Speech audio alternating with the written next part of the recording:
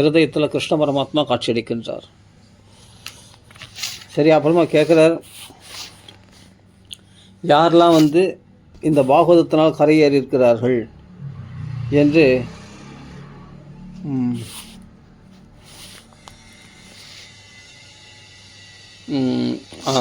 நாரதர் கேட்கிறார். இந்த பாகவதத்தினால் யாரெல்லாம் கரையேறி இருக்கிறார்கள், யாரெல்லாம் பிரசித்தம் அடைந்திருக்கிறார்கள் என்று கேட்கிறார். அப்பா, எத்தனையோ மகா பாபிகள்லாம், பஞ்சமா பாதகங்கள் செய்தவர்கள்லாம் கரையேறி இருக்கிறாங்க. மார்க்கம் தப்பி போனவங்க கரையேறிக்கிறாங்க. கோபத்தினால் எரிக்கப்பட்டவர்கள் கரையேறிருக்காங்க. காமுகர்கள்லாம் கரையேறியிருக்காங்க இந்த பாகவதத்தினால். இந்த சப்தாக யக்ஞே என கலோவு புனந்திதே. இந்த சப்தாக யக்ஞத்தில் கலந்து கொள்பவர்கள், அது யக்ஞமாயுது. இந்த பாகவத சப்தாகம் பாராயணம் பண்ணோம். கலியுகத்தில் இந்த யாகம்தான் பரிந்துரைக்கப்பட்டு, ஒன்று நாமசங்கீர்த்தன யக்ஞம், கதாசிரவண யக்ஞம். இந்த சப்தாக யக்ஞத்தில் யார் கலந்து கொள்கிறார்களோ அவரெல்லாம் பாவனம் அடைகிறார்கள். கலோவு புனந்திதே. கலியுகத்துக்கு தான் இந்த சலுகை. சுலபமாக கதை கேட்கறதுனாலே நாம் கிருஷ்ணன் அடைய முடியும். அதுக்கு என்ன தகுதி வேணும் பாகவதம் கேட்கறதுக்குன்னா? எந்த தகுதியும் இல்லை. மகா பாவிகள்லாம் கூட பாகவத கதையை கேட்கலாமா? பஞ்சோக்கர பாபாக சலசத்மகாரிணா குரூரா பிசாச்சா இவனிருந்த யாச்சி. பிசாசு போல அலைகிறவர்கள், குரூரமானவர்கள், பிசாசு போல் நடந்து கொள்பவர்கள், தயையற்றவர்கள், அவர்கள் பிராமண சொத்தை அபகரித்தவர்கள், விபச்சாரத்தில் இருப்பவர்கள், பஞ்சமா பாதங்கள் செய்பவர்கள், துஷ்ட காரியங்களை செய்யக்கூடியவர்கள், தாம்பிகர்கள், தம்பமடித்துக் கொள்பவர்கள், பொறாமைக்காரர்கள், பிறரை இம்சிப்பவர்கள், சத்தியத்தை விட்டவர்கள், அம்மா அப்பாவை தூஷணம் செய்பவர்கள், கோமண்ட் அக்னியால் எரிக்கப்பட்டவர்கள், குறுகிய மனப்பான்மை கொண்டவர்கள், குடிராஷ்ட காமினகா காமுகர்கள், மார்க்கம் தப்பி போனவர்கள், துராச்சாரத்தில் இருப்பவர்கள், எப்பொழுதும் பாபத்தையே செய்து கொண்டிருக்கிற மகா பாபிகள், இவரெல்லாம் கூட அந்த பாகவத்தினால் கரையேறாங்களாம். அப்படிப்பட்ட மார்க்கம் தப்பி போனவன், மகா கோபிஷ்டன், காமுகன், இத்தனை தீய குணங்களும் கொண்டவன் ஒருத்தன் இருக்கிறானா. யாருன்னா துந்துகாரின்னு ஒருத்தன். அதுவும் பிராமண குலத்தில் பிறந்து பாவம் பண்ணால் அவனுக்கு தண்டனை அதிகம். அப்படியேப்பட்டவன் இந்த பாகவதத்தினால் கரையேறி இருக்கிறான். துந்துகாரி இந்த பாவங்கள்லாம் பண்ணியிருக்கானோ. அம்மா அப்பாவை அடிச்சிருக்கான், மதுபானம் பண்ணியிருக்கான், மாம்சபக்ஷணம் பண்ணியிருக்கான், மார்க்கம் தப்பி போயிருக்கான், பிராமண தர்மத்தை கெடுத்திருக்கிறான், விபச்சாரிகளத்தில் ஈடுபட்டிருக்கிறான், ஸ்திரீ சங்கத்தில் மதுபானம் பண்ணியிருக்கிறான், துஷ்டருடைய சகவாசத்தினால் பல பேரை கொலை பண்ணியிருக்கான். இப்படிப்பட்ட மகா பாவியாகிய துந்துகாரி கூட இந்த பாகவதத்தினால் கரையேறி இருக்கிறான் அப்படின்னு அந்த துந்துகாரி கதை சொல்ல தொடங்குகிறார் சனகாதி முனிவர்கள். சனத்குமாரர் சொல்ல தொடங்குகிறார். அதுதே கீர்த்தயிஷ்யாமி இதிகாசம் புராதனம் எஸ்ய ஸ்ரவண மாத்திரேன பாபஹானி பிரச்சாயதே. இந்த துந்துகாரி கதையை கேட்டால் நம்ம பாபங்கள்லாம் எரிஞ்சு சாம்பலாயிடுமா. துங்கபத்ரா தடே பூர்வம் அபுத் பத்தனம் உத்தமம். இன்றைக்கி மந்திராலயம் இருக்குது இல்லையா, பக்கத்தில் துங்கபத்ரா நதிக்கரை ஓடுறது இல்லையா, அந்த துங்கபத்ரா நதிக்கரையில் தான் இந்த சம்பவம் நடந்துதான், இந்த சரித்திரம் நடந்துதான். அந்த துங்கபத்ரா நதிக்கரையில் ஒரு அக்ரஹாரம், அதில் ஆத்மதேவரும் ஒரு பெரிய மகாத்மா பிராமணர். அவர் எப்படின்னா, ஆத்மதேவ புரேதஸ்மின் சர்வவேத விசாரதா, சகல வேதங்களும் கரைச்சி குடித்தவரான் அவர். அப்படி சௌதஸ்மார்த்தம் போன்ற சடங்குகளெல்லாம் கடைபிடித்தவர். அப்படியேப்பட்ட சௌதஸ்மாத்தேஷு நிஷ்ணாதோ, சௌதஸ்மார்த்தம் போன்ற கிரியானுஷ்டானங்கள்லாம் செய்தவர். 2வது சூரியன் போல பிரகாசிக்கக்கூடியவரான். அப்படியேப்பட்ட வேதவித்தான் அவர். அப்படியேப்பட்ட பிரம்ம தேஜஸ் கொண்டவரான். அப்படியேப்பட்ட சிறந்த பிராமணரான் அவர் ஆத்மதேவர். அவருக்கு ஒரு மனைவி இருக்கா. அவர் மகா பணக்காரர் தான். ஆனால் பிக்ஷு தர்மத்தை உஞ்சவர்த்தி எடுக்கிறது ஒரு பிராமண தர்மம்ன்றதுனால உஞ்சவர்த்தி எடுத்து தான் சாப்பிடுவாராம். அந்த நியமங்கள்லேருந்து அவர் மீற மாட்டார். அப்படியேப்பட்ட பிராமண தர்மத்திலேருந்து நழுவ மாட்டார். எவ்வளோ பெரிய பணக்காரனாக இருந்தாலும் அந்த பிராமண தர்மத்தை செவ்வனே கடைப்பிடிக்கக்கூடியவராம். அப்படியேப்பட்ட ஆத்மதேவர். அவருக்கு துந்துலின்னு ஒரு மனைவி. அவள் மிக அழகியானவள். குடும்ப நடத்தத்துலேயும் கில்லாடி, கணவனை அனுசரித்து நடக்கக்கூடியவள் தான். ஆனால் மகா வாச்சால, வாயாடி, லோகவார்த்தரதா, ஊர்வம்பு பேசணும்னா நல்லா பேசுவாளாம். அதே சமயத்தில் ஸ்வவாக்கிய ஸ்தாபிகாக, தன் பேச்சு தான் எடுபடணுன்ட்டு பிடிவாத காரியம். ஆனால் கணவனிடத்தில் கட்டுப்பட்டு நடப்பான். குடும்ப நடத்தத்தில் கில்லாடி, அப்படி இருக்கிறாள். ஆனால் அழகியானவள். அப்படியேப்பட்ட ஒரு மனைவி துந்துலி. யார்? ஆத்மதேவருக்கு. அவர் 2 பேருக்கும் பார்த்தா நீண்ட நாளாக குடும்பம் நடத்துகிறாங்க. அவர்களுக்கு புத்திர பாக்கியம் இல்லை அவங்களுக்கு ரொம்ப நாளாக. அவர்கள் வீட்டில் வரக்கூடிய ஒரு பசு கொண்டு வந்தால் அந்த பசு கூட மலடாக இருக்குது, கன்று போட மாட்டேங்குது.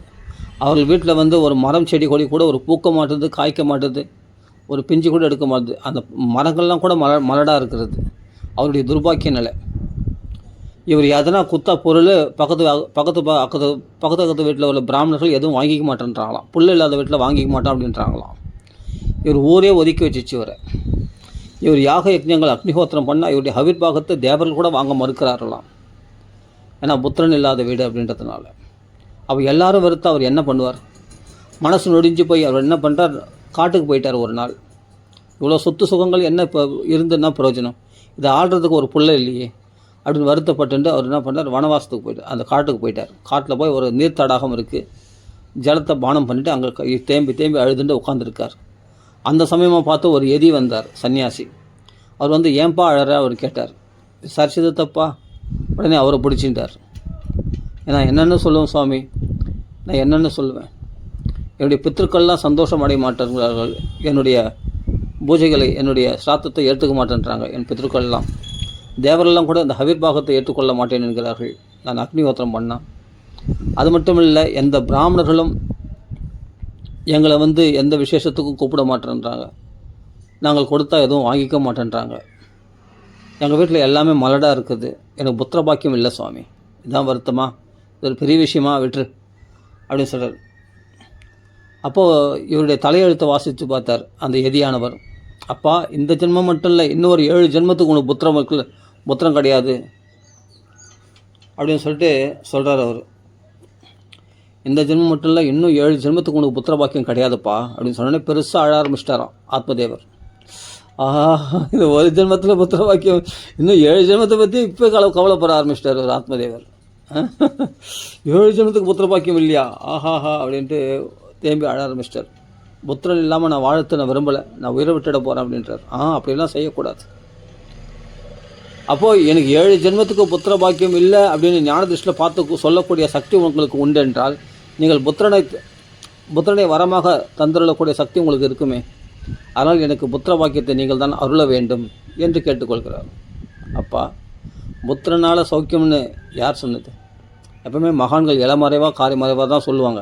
அதை நம்ம புரிஞ்சிக்கணும். ஆனால் நம்ம அவசர புத்தி, நம்ம ஆசை அப்போதி காரியம் நிறைவேறணும் அப்படின்றதுக்காக மகான்களிடத்துலேயே நம்ம என்ன பண்ணுவோம்? வாக்குவாதம் பண்ணுவோம். அந்த மகான் சொல்கிறார், அப்பா, புத்திரனால் சௌக்கியம் மட்டும்தான் கிடைக்குன்னு யார் சொன்னது? அங்கன்னு ஒரு ராஜா இருந்தான், அவனுக்கு வேணன்னு ஒரு துஷ்டபுத்திரன் பிறந்தான். அவனால் அவங்க அப்பா பல துன்பங்கள் அனுபவித்து கட்சியில் அவங்க அப்பா காணாமே போயிட்டார். அந்த வேணன் துஷ்டபுத்திரனை பெற்றெடுத்து ஊரில் நம்மளுக்கு அவமானம் ஏற்பட்டு விட்டதே என்று அவங்க அப்பா வந்து ஓடியே போயிட்டார். எதனால்? புத்திரனால். அப்படிப்பட்ட துஷ்டபுத்திரம் வந்தான். உக்கரசேனருக்கு கம்சன் ஒரு துஷ்டபுத்திரம் வந்தான். அந்த அப்பாவையே சிறையில் அடிச்சிட்டான். அதனால் நல்ல புள்ள தான் பிறக்கணும்னு நிச்சயம் கிடையாதுப்பா. இதுபோல் துஷ்டபுத்திரனாக பிறந்தால் அது வாழ்க்கையே நரகமாயிடுமே. அதெல்லாம் எனக்கு தெரியாது சுவாமி, எனக்கு புத்திர வாக்கியம் தான் வேணும். அப்பா, உன் பித்ருக்கள் சந்தோஷம் அடையணும், தேவர்கள் சந்தோஷம் அடையணும்னு நினைக்கிற கரெக்டு தான், மாடாக இருக்குன்னு நினைக்கிறேன். அதனால் வந்து உனக்கு வந்து என்னென்னா, நீ சந்நியாசம் வாங்கிக்கோ. சந்நியாசி வாங்கிட்டோம்னா எந்த கடன், பித்ருக்கடன் தேவ கடன் எந்த கடனும் கிடையாது. அதனால் நீ சந்நியாசம் தான் பகவான் அடையிறதுக்கான ஒரே வழி. சந்நியாசம்தான் மிக சௌக்கியமானது. அதனால் அந்த வழி தேர்ந்தெடுத்துக்கோ. உனக்கு நான் சந்நியாச தீட்சை கொடுக்குறேன்றார். அதான் இங்கே சொல்கிறார் அவர். சந்நியாசே சர்வதா சுகம் ரே முஞ்சாத்தியா குடும்பாசம். சந்நியாசே சர்வதா சுகம். சகரன்னு ஒரு மன்னர் இருந்தான், அவனுக்கு அசமஞ்சேன்னு ஒரு புத்திரன் இருந்தான். அந்த புத்திரன் வந்து சின்ன குழந்தைங்கள்லாம் தூக்கி குளத்தில் தூக்கி போட்டுருவான். அதனால் ஊர் மக்களால் அவமதிக்கப்பட்டான் அந்த சகர மன்னன். அதனால் அசமஞ்சயன் என்ற பிள்ளையை நாடு கடத்திட்டான், காட்டுக்கு துரத்திட்டான். புரியுதா? அதனால் புத்திரனால் அப்பாவுக்கு அவமானம் ஏற்பட்டது சகர மன்னனுக்கு. அதுபோல் புத்திரன் பிறந்தால் என்ன பண்ணுவேன்? அதனால் வந்து இந்த குடும்ப ஆசையை விட்டுட்டு சந்நியாசம் மேற்கொள், அதுதான் சௌக்கியமானது அப்படின்னு சொல்கிறாருல்ல. கேட்கணும் இல்லையா? ஒரு மகாத்மா சொன்னாருன்னா அப்போவே கேட்டுட்டாருன்னா அப்போதுக்கு மோட்சத்துக்கு அப்போவே பகவான் அடைஞ்சிருக்கலாம். ஆனால் கேட்கலை. இவருக்கு இந்த குடும்ப பற்று விடலை. என் சொத்து எவனா கொல்லி போட்டு அப்போ என் சொத்து எவனா அடிச்சும் போயிடுவானே. என் ரத்தத்தில் என் உடம்பு என்னுடைய வம்சத்தில் வர குழந்தை தான் ஆளணும், வேறு யாரும் ஆளக்கூடாது. என்ன ஒரு அஜ்ஞானம் பாருங்களேன் ஆத்மதேவருக்கு. இவ்வளோ வேதம் படிச்சிருக்கா, எல்லாம் படிச்சிருக்கா, ஆனால் அஜ்ஞானம் நீங்களே பாருங்கள். ஏன்னா நாளைக்கு நான் போயிட்டேன்னா கொல்லிப்பட்டு வேறு எவனும் வந்து 3ஆம் மனுஷன் வந்து அந்த சொத்தை அபகரிச்சிடுவானே, என் வம்சாவளியில் வரக்கூடிய குழந்தை தானே அதை அனுபவிக்கணும் அப்படின்னு ஒரு அஜ்ஞானம். அந்த சொத்தை ஆள்றதுக்கு புள்ள ஓணுமா. அதனால் சொல்கிறார், அதே முஞ்சாத்திய குடும்பாசம் சந்நியாச சர்வதா சுகம். ஆனால் சன்னியாசம் வாங்கிக்கப்பா, உனக்கு சன்னியாச தீட்சை கொடுக்குறேன், அதனால் வந்து அதுதான்ப்பா சர்வதா சுகம் அப்படின்றார். இல்லை அவன் சொல்கிறான் விவேகேன் சாமி, அதனால் வந்து சப்த ஜென்மாவதி தவ புத்திர நைவச்ச 7 ஜென்மத்துக்கு உனக்கு புத்திர பாக்கியம் இல்லைன்றார். அதனால் நீ விவேகத்தை சம்பாதிச்சு, விவேகம் து சமாசாத்திய தெஜ சம்சார வாசனம், இந்த சம்சார வாசனை விட்டுடு, பெரிதா குடும்பம் பட்டுதல் இதெல்லாம் தூக்கி போடு. உனக்கு எந்த கடனும் கிடையாது. சன்னியாசம் வாங்கிட்டுன்னா உனக்கு எந்த கடமைகளும் கிடையாது. நீ பகவானை நேரடியாக அடையலாம். உனக்கு சன்னியாச தீட்சை கொடுக்குறேன், விவேகத்தை சம்பாதிச்சிக்கோ அப்படின்னு. சாமி விவேகம்லாம் வேணாம் சாமி, எனக்கு புத்திரம் தான் வேணும் சாமி அப்படின்ட்டாரு. என்னத்தை சொல்லி புரிய வைக்கிறது சொல்லுங்க பார்க்கலாம். விவேகேன பவேத் கிம்மே, எனக்கு எதுக்கு சாமி விவேகம்லாம், எனக்கு புத்திரம் தான் வேணும் சாமி. விவேகேன பவேத் கிம் அப்படியே சொல்கிறாரு. நான் சொல்கிறது அப்படியே சொல்கிறாரு. எனக்கு எது சாமி விவேகலாம் வேணாம் சாமி, எனக்கு புத்திரம் தான் வேணும் சாமி. புத்திரம் தேஹித் பலாத்தியபி, புத்திரம் தான் வேணும். அப்படி புத்திரம் கொடுக்கலன்னா நான் இங்கே குளத்தில் வந்து உயிர் விட்டுறோம் தெரியுமா. பாருங்களா, உங்கள் எதிர உயிர் விட்றேன் பார்க்குறீங்களா, அப்போ நீங்கள் தான் சன்னியாசி, நீங்கள் சாட்சி ஆகிடுவீங்க. நீங்கள் என்ன பண்ண பாவத்துக்கு. ஐயோ இதெல்லாம் வேணாம், ஆத்மஹத்தி பண்ணிக்காதப்பா, அதுக்கு வேறு நான் சாட்சியாக அந்த பாவத்தை வேறு நான் சேர்த்துக்கணுமா, நானும் சன்னியாசி. அப்படி ஒருத்தன் தற்கொலை பண்ணிக்கிறான்னா அதை தடுக்கணும் ஒரு சன்னியாசி. மற்றவங்களுக்கு அபயம் கொடுக்கறது தான் சன்னியாச தர்மமே. பிறத்தில் கருணை காட்டணும். அப்படிப்பட்ட என் முன்னாடி நீ உயிர் விடுறேன்னு சொல்கிறீங்க, நியாயமா இல்லை. அதனால் எனக்கு விவேகம்லாம் வேணாம் சாமி, எனக்கு புத்திரம் தான் வேணும் சாமி அப்படின்ற. அப்போ சொல்கிறார், அந்த சன்னியாசிக்கு முன்னாடியே சொல்கிறார், சன்னியாச சுஷ்க ஏவகி, சன்னியாசன்றது ஒரு வறண்ட வாழ்க்கை சாமி. யார்கள் சொல்கிறது, சன்னியாசிகளே சொல்கிறாரு ஆத்மதேவர். அதை சன்னியாசம் யாருக்கு தேவை சாமி, சன்னியாசம் பிச்சைக்கார வாழ்க்கை, அது வறண்ட வாழ்க்கை, அது யாருக்கு தேவை. சந்நியாச சுஷ்க ஏவகி, எனக்கு என்னென்னா எது சந்தோஷம்னா கிரகஸ்தா சரசோ லோகே புத்திர பௌத்திர சமன்விதா, புள்ள பேரம் புத்திரர்கள் நிறைய குழந்தை குட்டிகளை பெற்றுக்கணும், நிறைய பேர பேத்திகள்லாம் பார்த்துக்கணும், அப்படியே கலகலன்னு இருக்கணும் குடும்பம். அதான் சந்தோஷம் சாமி. அப்படி கலகலன்னு குடும்பம் இருந்தால் எவ்வளோ சந்தோஷமாக இருக்கும். சன்னியாசம் தனியாக போய் ஒண்டியாக போய் பிச்சை எடுத்துன்னு சாப்பிட்டுன்னு, அது சன்னியாச வாழ்க்கை. அது என்ன ஒரு வறண்ட வாழ்க்கை, அது யாருக்கு தேவை அப்படின்னு சன்னியாச இடத்துலேயே சொல்கிறாரு. அந்த ஏதி தலைமையில் கை வச்சுட்டார். நல்ல காலம் உனக்கு சன்னியாசம் கொடுக்காமது நல்லா போச்சு. ஏன்னா உனக்கு புத்திரம் வேணும்னு கேட்குற, நீ வந்து சன்னியாசம் வைராக்கியமே இல்லை, வைராக்கியம் அடைஞ்சவனு தானே சன்னியாசம் கொடுக்கணும். இவனுக்கு சன்னியாசம் கொடுத்து யார் அந்த பாவத்தை சேர்த்துக்கிறது. அதனால் நல்ல காலம் உனக்கு சன்னியாசம் கொடுக்காமதே நல்லது. சரி, நீ இவ்வளோ பிடிவாதம் பண்ணுற, அதனால் உனக்கு ஒரு பழத்தை மந்திரிச்சு கொடுதுன்னு சொல்லிட்டு, அதோ ஹடேன்னு யுக்தவாசி அவ்வளோ அடம் பிடிச்சி எனக்கு புத்திர பாக்கியம் தான் வேணும்னு கேட்குறாரு ஆத்மதேவர். சரி, அதனால் சொல்கிறேன், இந்த ஆக்கிரகத்தை பார்த்து தஸ்ய ஆக்கிரகம் சமாலோக்கிய பலமேகம் ச தத்தவான்னு இதம் பக்ஷய பத்னியாத்வம் ததபுத்ரோ பவிஷ்யதி சத்தியம் சௌச்சம் தயாதானம் ஏகபக்தம் து போஜனம் வருஷாவதி ஸ்திரியா காரியம் தேனபுத்திர அதிநிர்மலக. அப்பா இவ்வளோ அடம் பிடிச்சி கேட்குற, இவ்வளோ ஆக்கிரகம் பண்ண, நீலாம் பட்டா தான் திருந்துவ நீலாம். ஆமாம், நான் நல்லபடியாக இளமறைவாக காயமறைவாக சொல்லியாச்சு. புத்திரனால் வந்து சௌக்கியம்தான் நினைக்காதப்பா, துன்பங்களும் உண்டாகும். துஷ்டபுத்திரனா வந்தான்னு உண்மையிலே துஷ்டபுத்திரம் வரப்போகிறான், துந்துகாரி. தேவையா இதெல்லாம்? அப்போ 7 ஜென்மத்துக்கு புத்திர பாக்கியம் இல்லைன்னு சொன்னேன். இந்த பழத்தை சாப்பிட்டா தானே புத்திர பாக்கியம் உண்டாகும். புத்திர பாக்கியம் இல்லைன்றது தலையெழுத்துன்றது அது தலையெழுத்து தான், அது மாற போகிறதில்ல. ஆனால் புத்திர பாக்கியம் கேட்குறதுனால மகரிஷியுடைய அனுக்கிறதுனால புத்திர பாக்கியம் உண்டாகுமான்னா அதுவும் உண்டாகும். இதுவும் சத்தியம்தான், அவன் தலையெழுத்தும் சத்தியம்தான். இவருக்கு ரத்த சம்பந்தமாக புத்திரம் உண்டாக போகிறதில்ல. இந்த பழத்தின் மூலம் புத்திரம் உண்டாக போகுது, அது மாட்டு வயிற்றில் உண்டாக போகுது. இந்த பழத்தை ஒழுங்காக சாப்பிட்டா தானே அந்த துந்திலியானவள் சாப்பிட போகிறதில்ல. பாருங்கள் விதி எப்படி வேலை செய்து பாருங்கள். என்ன தான் மகான்கள் அனுகிரகம் பண்ணாலும் அதை சரியாக கடைப்பிடிக்கணும் இல்லையா. சன்னியாசி எடுத்துருந்தாருன்னா நிம்மதியாக இருந்திருக்கலாம். விலை கொடுத்து வாங்குறது இதெல்லாம் ரொம்ப. அதனால் இந்த பழத்தை வந்து உன் பத்தினியை சாப்பிட சொல்லுப்பா.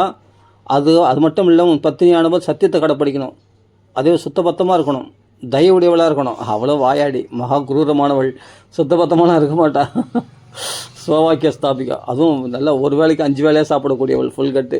அதுவும் ஏகபக்தமாக ஒரு வேளை தான் சாப்பிடணுமா. இந்த நியமங்கள்லாம் கடைபிடிச்சா இந்த வருஷத்தின் முடிவில் ஒரு நிர்மலமான ஒரு புத்திரன் பிறப்பான் என்று ஆசீர்வாதம் பண்ணுறார். அந்த பழத்தை வாங்கிட்டு வந்து தன் மனைவி இடத்துல கொடுக்குறார். அந்த மனைவி பழத்தை வாங்கி சரி நான் சாப்பிட்றேன்னு சொல்லிட்டா. என்னென்ன கடைப்பிடிக்கணும்? சத்தியத்தை கடைப்பிடிக்கணும், பொய் சொல்லக்கூடாது. இவன் நிறைய பொய் சொல்லுவாள், சுத்தபத்தமாக இருக்க மாட்டான். சத்தியம் சௌச்சம் தயை கிடையாது. அப்படியேப்பட்ட வாயாடி வாச்சால முரட்டுத்தனமாக பேசக்கூடியவள், அதிர்ந்து பேசக்கூடியவள். அப்படியேப்பட்ட சுவாக்கிய ஸ்தாபிகா, தன் பேச்சு தான் எடுபடணும்னு பேசக்கூடியவள். அப்படிப்பட்டவள் தயை எங்கே இருக்கும் அவர்கள் இடத்துல? குரூரமாக நடந்த இடத்துல போய் தயை எங்கே எதிர்பார்க்க முடியும்? தயை தானம் ஏகபக்தம் து போஜனம், தான தர்மங்கள்லாம் பண்ணணுமா, ஒரு வேளை தான் சாப்பிட்ணுமா.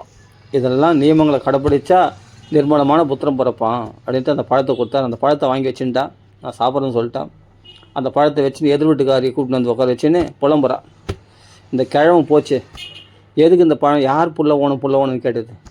இது போய் யாரோ ஒரு சன்னியாசிகளிருந்து பழத்தை வாங்கிட்டு வந்துட்டு இதெல்லாம் கடைப்பிடிக்கணும்.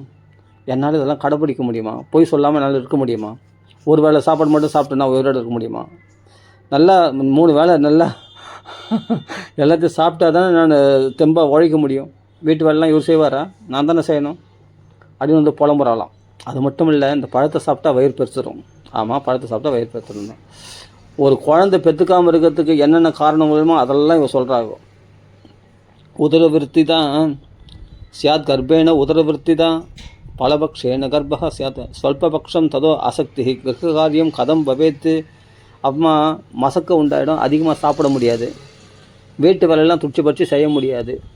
கர்ப்பம் உண்டாயிடுச்சுன்னா, வயிறு பெருத்துச்சுன்னா, திடீர்னு திருடம் உள்ளே போந்துட்டா எழுந்து ஓட முடியாதான். அது மட்டும் இல்லை, இந்த சமயத்தில் நாத்தனார் வந்துட்டானா அவள் கை ஓங்கிடும். இதை சாப்பிடு அதை சாப்பிட்டு கண்ட்ரோல் பண்ணுவான், நம்மளை மிரட்டுவான். அது மட்டும் இல்லை, குழந்தை வந்து குறுக்க மாட்டேங்குச்சுன்னா வயிற்றில் உயிரே போயிடுமே. அதுவும் இல்லை, பிரசவ வேதனை வந்து என்னென்னா கரணம் தப்புனா மரணன்ற மாதிரி உயிரே போயிடும். அப்படிப்பட்ட மகா பயங்கரமான அவஸ்தைப்படணும். அந்த மரண வலி உண்டாகும் அந்த பிரசவ வேதனையானது. யார் இதெல்லாம் அவஸ்தைப்படுறது? அது மட்டும் இல்லை, என் கட்டு குழஞ்சிடும், என் அழகெல்லாம் குழஞ்சி போயிடும். அது மட்டும் இல்லை, எனக்கு மந்த புத்தி உண்டாயிடும், என் அழகு போயிடும். அது மட்டும் இல்லை, இந்த குழந்தை வந்து பிறந்ததுன்னா அப்படியே பிறந்தாலும் குழந்தை இந்த சுகாச்சாரம் மாதிரி கர்ப்பத்திலே ரொம்ப நாள் தங்கி போச்சுன்னா என்ன ஆகிறது அப்படின்னு நினைக்கிறாலாம். ஒரு குழந்தை பெற்றுக்காமல் இருக்கிறதுக்கு எவ்வளோ யோசிக்கிறா பாருங்கள். தீர்க்காலோசனகாரியாகும், தீர்க்கதர்சி அந்த துந்துளி. அந்த பழத்தை சாப்பிட்டா வயிறு பெருத்துடுமா, அப்புறம் பார்த்தா மசக்கு உண்டாயிடுமா, அப்புறம் பார்த்தா மந்த புத்தி உண்டாயிடுமா, கொஞ்சமாக சாப்பிட முடியுமா, துடிச்சு பறிச்சு குடும்ப வீட்டு வேலைலாம் செய்ய முடியாதான், திடீர்னு திருடம் வந்தால் ஓட முடியாதான், நாத்தனார் வந்தால் அவள் கை வாங்கிடுமா, என்னெல்லாம் அவன் அழகு குறைஞ்சிடுமா, இப்படிலாம் யோசிக்கிறான். அப்படியே குழந்தை பிறந்துன்னா அது என்ன பண்ண, அது மலை மூத்தத்தெல்லாம் தொடச்சின்னு இது பண்ணின்னு 6 தாளாட்டு வேறு பாடிக்கின்னு பால் கொடுத்துக்கின்னு யார் இந்த அவஸ்தெல்லாம் படுறது? அது நைட்டெல்லாம் தூங்காமல் கேம்பு கத்தின்னு இருக்கோம். அது கூட சேர்ந்து நம்மள மூச்சு நிறணும், கண்ணை மூச்சு நிறணும். அது எறும்பு கட்சிதா கட்சிதா என்ன ஆச்சு ஏதாச்சுன்னு அது வேறு பார்த்துன்னு இருக்கணும். திடீர்னு அடிக்கடி ஜுரம் வரும், சளி பிடிக்கும், ஹாஸ்பிட்டலில் தூக்கின்னு ஓடணும், அடிக்கடி ஹாஸ்பிட்டலில் தூக்கின்னு ஓடணும். யார் இந்த அவஸ்தெல்லாம் படுறது? யார் கேட்டாங்க புத்திர பாக்கியம் வேணும்? நிம்மதியாக இருக்கிறேன்ல, இந்த கிழவனுக்கு நிம்மதியாக இருந்தால் பிடிக்கலையா? வயசாகி போச்சு, ரொம்ப நாள் புத்திரன் இல்லை, அதனால் சொல்கிறேன், இந்த கிழமை போச்சு, புத்திரன் ரொம்ப நாள் ஆச்சு போயிடுச்சு, வயசாகி போச்சு. ஆனால் அதான் சொல்லி போனார் என் வீட்டுக்காரு.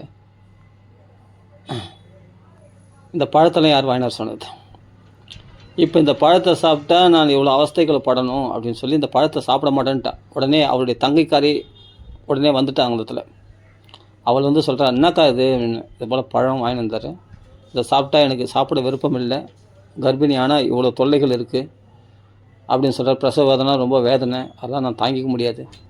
அதே மாதிரி இந்த குழந்தை பிறந்ததுன்னா அது வேறு கியாம்பியான்னு கத்தின்னு இருக்கும், அது வேறு தாளாட்டணும், 6 பாட்டு பார்த்து தாளாட்டணும், அது மலை மூத்தத்தெல்லாம் தொடச்சின்னு இருக்கணும், அதுக்கு பெருசாகிடுச்சுன்னா அடி குத்துடணும். இதெல்லாம் எதுக்கு தேவையில்லாத ஒம்பு தானே இதெல்லாம். அதனால் குழந்தை பெற்றுக்கிறது எனக்கு விருப்பம் இல்லை, அதனால் அந்த பழத்தை சாப்பிட போகிறதில்ல. அவ்வளோ தானேக்கா, விட்டுருக்கா. இப்போ நான் கணவருக்கு நான் நாடி சொல்கிறது, அவர் கேட்பார் பழத்தை சாப்பிட்டியான்னு. அவர் கவலைப்படாத, நீ சாப்பிட்டேன்னு போய் சொல்லு, இந்த பழத்தை அந்த மாட்டுக்கு போட்டுரு. அந்த மாட்டுக்கு போட்டேன், நான் மாதமாக தான் இருக்கிறேன், புரியுதா? நீ ஒவ்வொரு மாதமும் நீ துணி அதிகமாக கட்டி நீ கர்ப்பிணி மாதிரி உன்னை காமிச்சிக்கோ, புரியுதா? தலை பிரசவத்துக்கு அம்மா வீட்டுக்கு வரும்ல, அந்த சமயத்தில் குழந்தைய சேஞ்ச் பண்ணிக்கலாம். எனக்கு குழந்தை பிறக்கல, என் குழந்தைய உன் குழந்தைய கொடுத்துட்றேன். அப்போ உங்கள் வீட்டுக்காரர் எதுவும் திட்டமாட்டாரா அப்படின்னு. எங்கள் வீட்டுக்காரெலாம் பணம் கொடுத்தா அட்ஜஸ்ட்மெண்ட் பண்ணிடலாம்.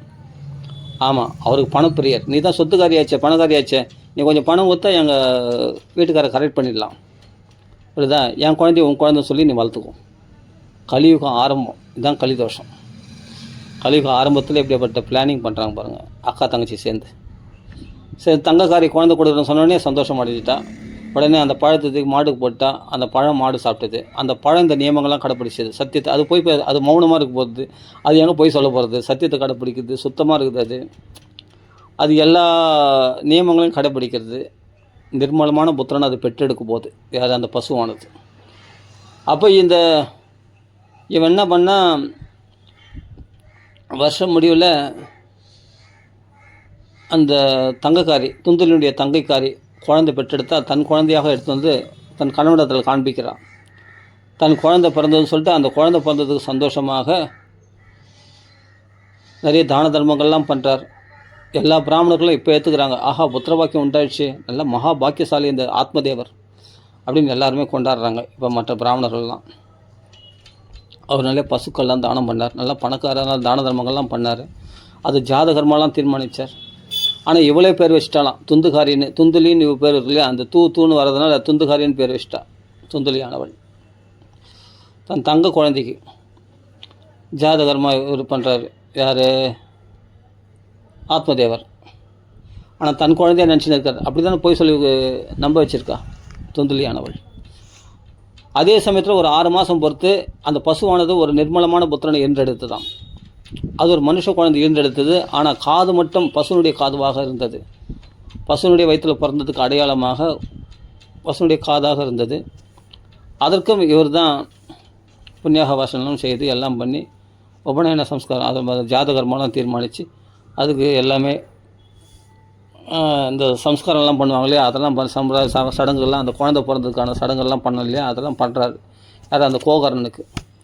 அது பசு காதுவாக இருக்கிறதுனால அதுக்கு கோகர்ணன் பேர் வச்சார். யார்? ஆத்மதேவர்.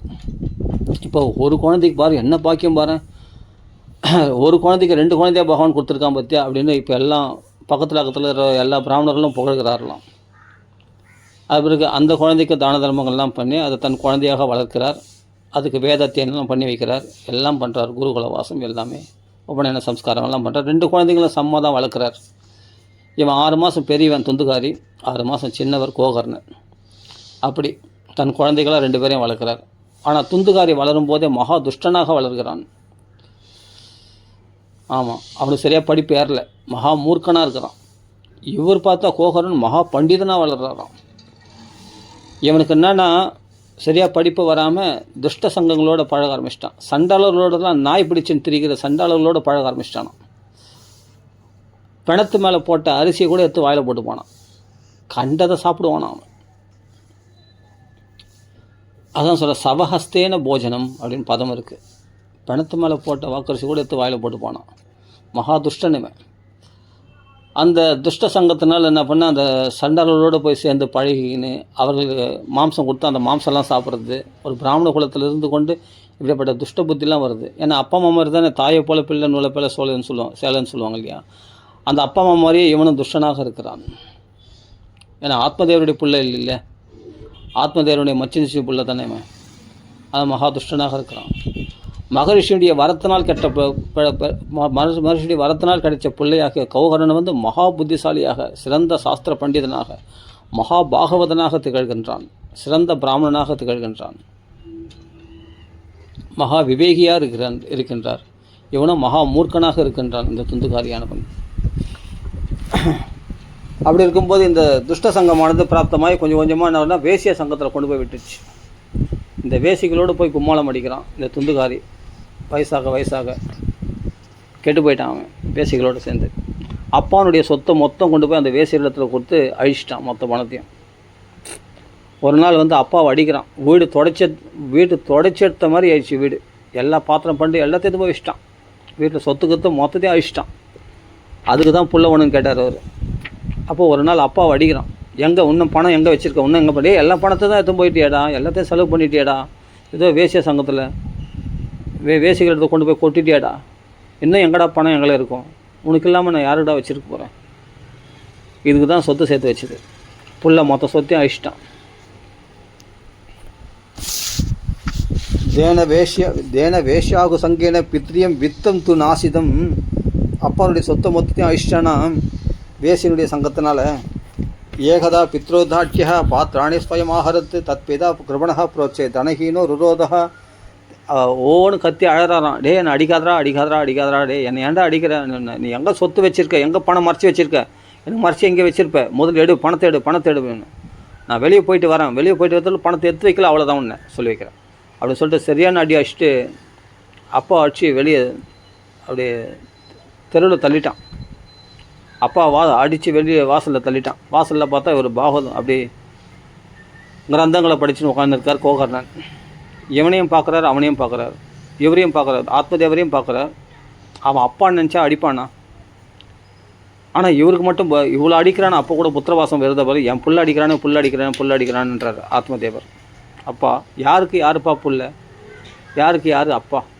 அதெல்லாம் ஒரு அஞ்ஞானம் இல்லையா அப்படின்னு. இவ்வளோ அடிக்கிறான் உன்னை, பணம் எங்கே வச்சுருக்க, பணம் எங்கே மறைச்சி வச்சுருக்கேன்னு சொல்லிட்டு அடிக்கிறான், அப்போ கூட புள்ளன்றி அப்படின்னு அவருக்கு ஞானோபதேசம் பண்ணுறார் யார்? கோகர்ணன். நச்ச இந்திரஸ்ய சுகம் கிஞ்சித்து ந சுகம் சக்கரவர்த்தினः சுகமஸ்தி விரக்தஸ்ய முனேர் ஏகாந்த ஜீவினः. அன்றைக்கே சொன்னார் இல்லையா, எதி வானா புத்திரன் வானா துஷ்டபுத்திரனா வந்தால் நீ அவஸ்தைப்படுவேன்னு. சொத்தெல்லாம் இழந்துட்டாரா, இப்போ அடியும் வாங்குறாரா பிள்ளைகளில்? இதெல்லாம் தேவையா? இதுக்காக தான் ஆசைப்பட்டார். அப்போது மகான்கள் இளமறைவாக காய்மறைவாக தான் சொல்லுவாங்க, அதை கேட்கலன்னா இப்படி தான் கஷ்டப்படணும். அதுக்கப்புறம் சொல்கிறார், அப்பா 33 தேவர்களுக்கு அதிபதியாக இருக்கக்கூடிய இந்திரனுக்கும் சௌக்கியம் இல்லைப்பா, அடிக்கடி அசுரலால் பிடிக்கப்படுகின்றான். அப்படிப்பட்ட சக்கரவர்த்தியே ஆனாலும் சக்கரவர்த்தியும் சௌக்கியமாக இருக்கிறதில்ல. தசரத சக்கரவர்த்தி என்ன சௌக்கியமாக இருந்தார்? புத்திரம் ராமாராமான்னு பாசத்தினால் உயிரை விட்டார், கைகையினால் வஞ்சிக்கப்பட்டார். தன் மனைவி தசரதம் 10 திக்கில் ரதம் செல்லும், உலகாண்ட சக்கரவர்த்தி, யாரும் அவரை ஜெயிக்க முடியாது. கடைசியில் தன் கூட இருந்த கைகையினாலேயே வஞ்சிக்கப்பட்டார். அப்போது சக்கரவர்த்தியாக இருக்கிறவங்க சௌக்கியமாக இருக்கான்னு நினைக்கிறியா? யயாதி சக்கரவர்த்தி என்ன சௌக்கியமாக இருந்தார் சொல்லு பார்க்கலாம். தன் மனைவியினாலேயே வஞ்சிக்கப்பட்டு மூப்பை அடைந்தார், சுக்கராச்சாரால் சபிக்கப்பட்டு. எந்த சக்கரவர்த்தி சௌக்கியமாக இருந்திருக்கான் சொல்லு பார்க்கலாம்? எல்லாம் புருரரச சக்கரவர்த்தி ஊர்வசியால் வஞ்சிக்கப்பட்டு மக்கள்லாம் நிந்திக்கப்படும் அளவுக்கு, அவமானப்படுற அளவுக்கு அப்படிப்பட்ட சக்கரவர்த்தி ஊர்வசி பின்னாடி தெரிஞ்சு நின்றார், அவஸ்தைப்பட்டிருந்தார், அப்படிப்பட்ட அவமானப்பட்டார்.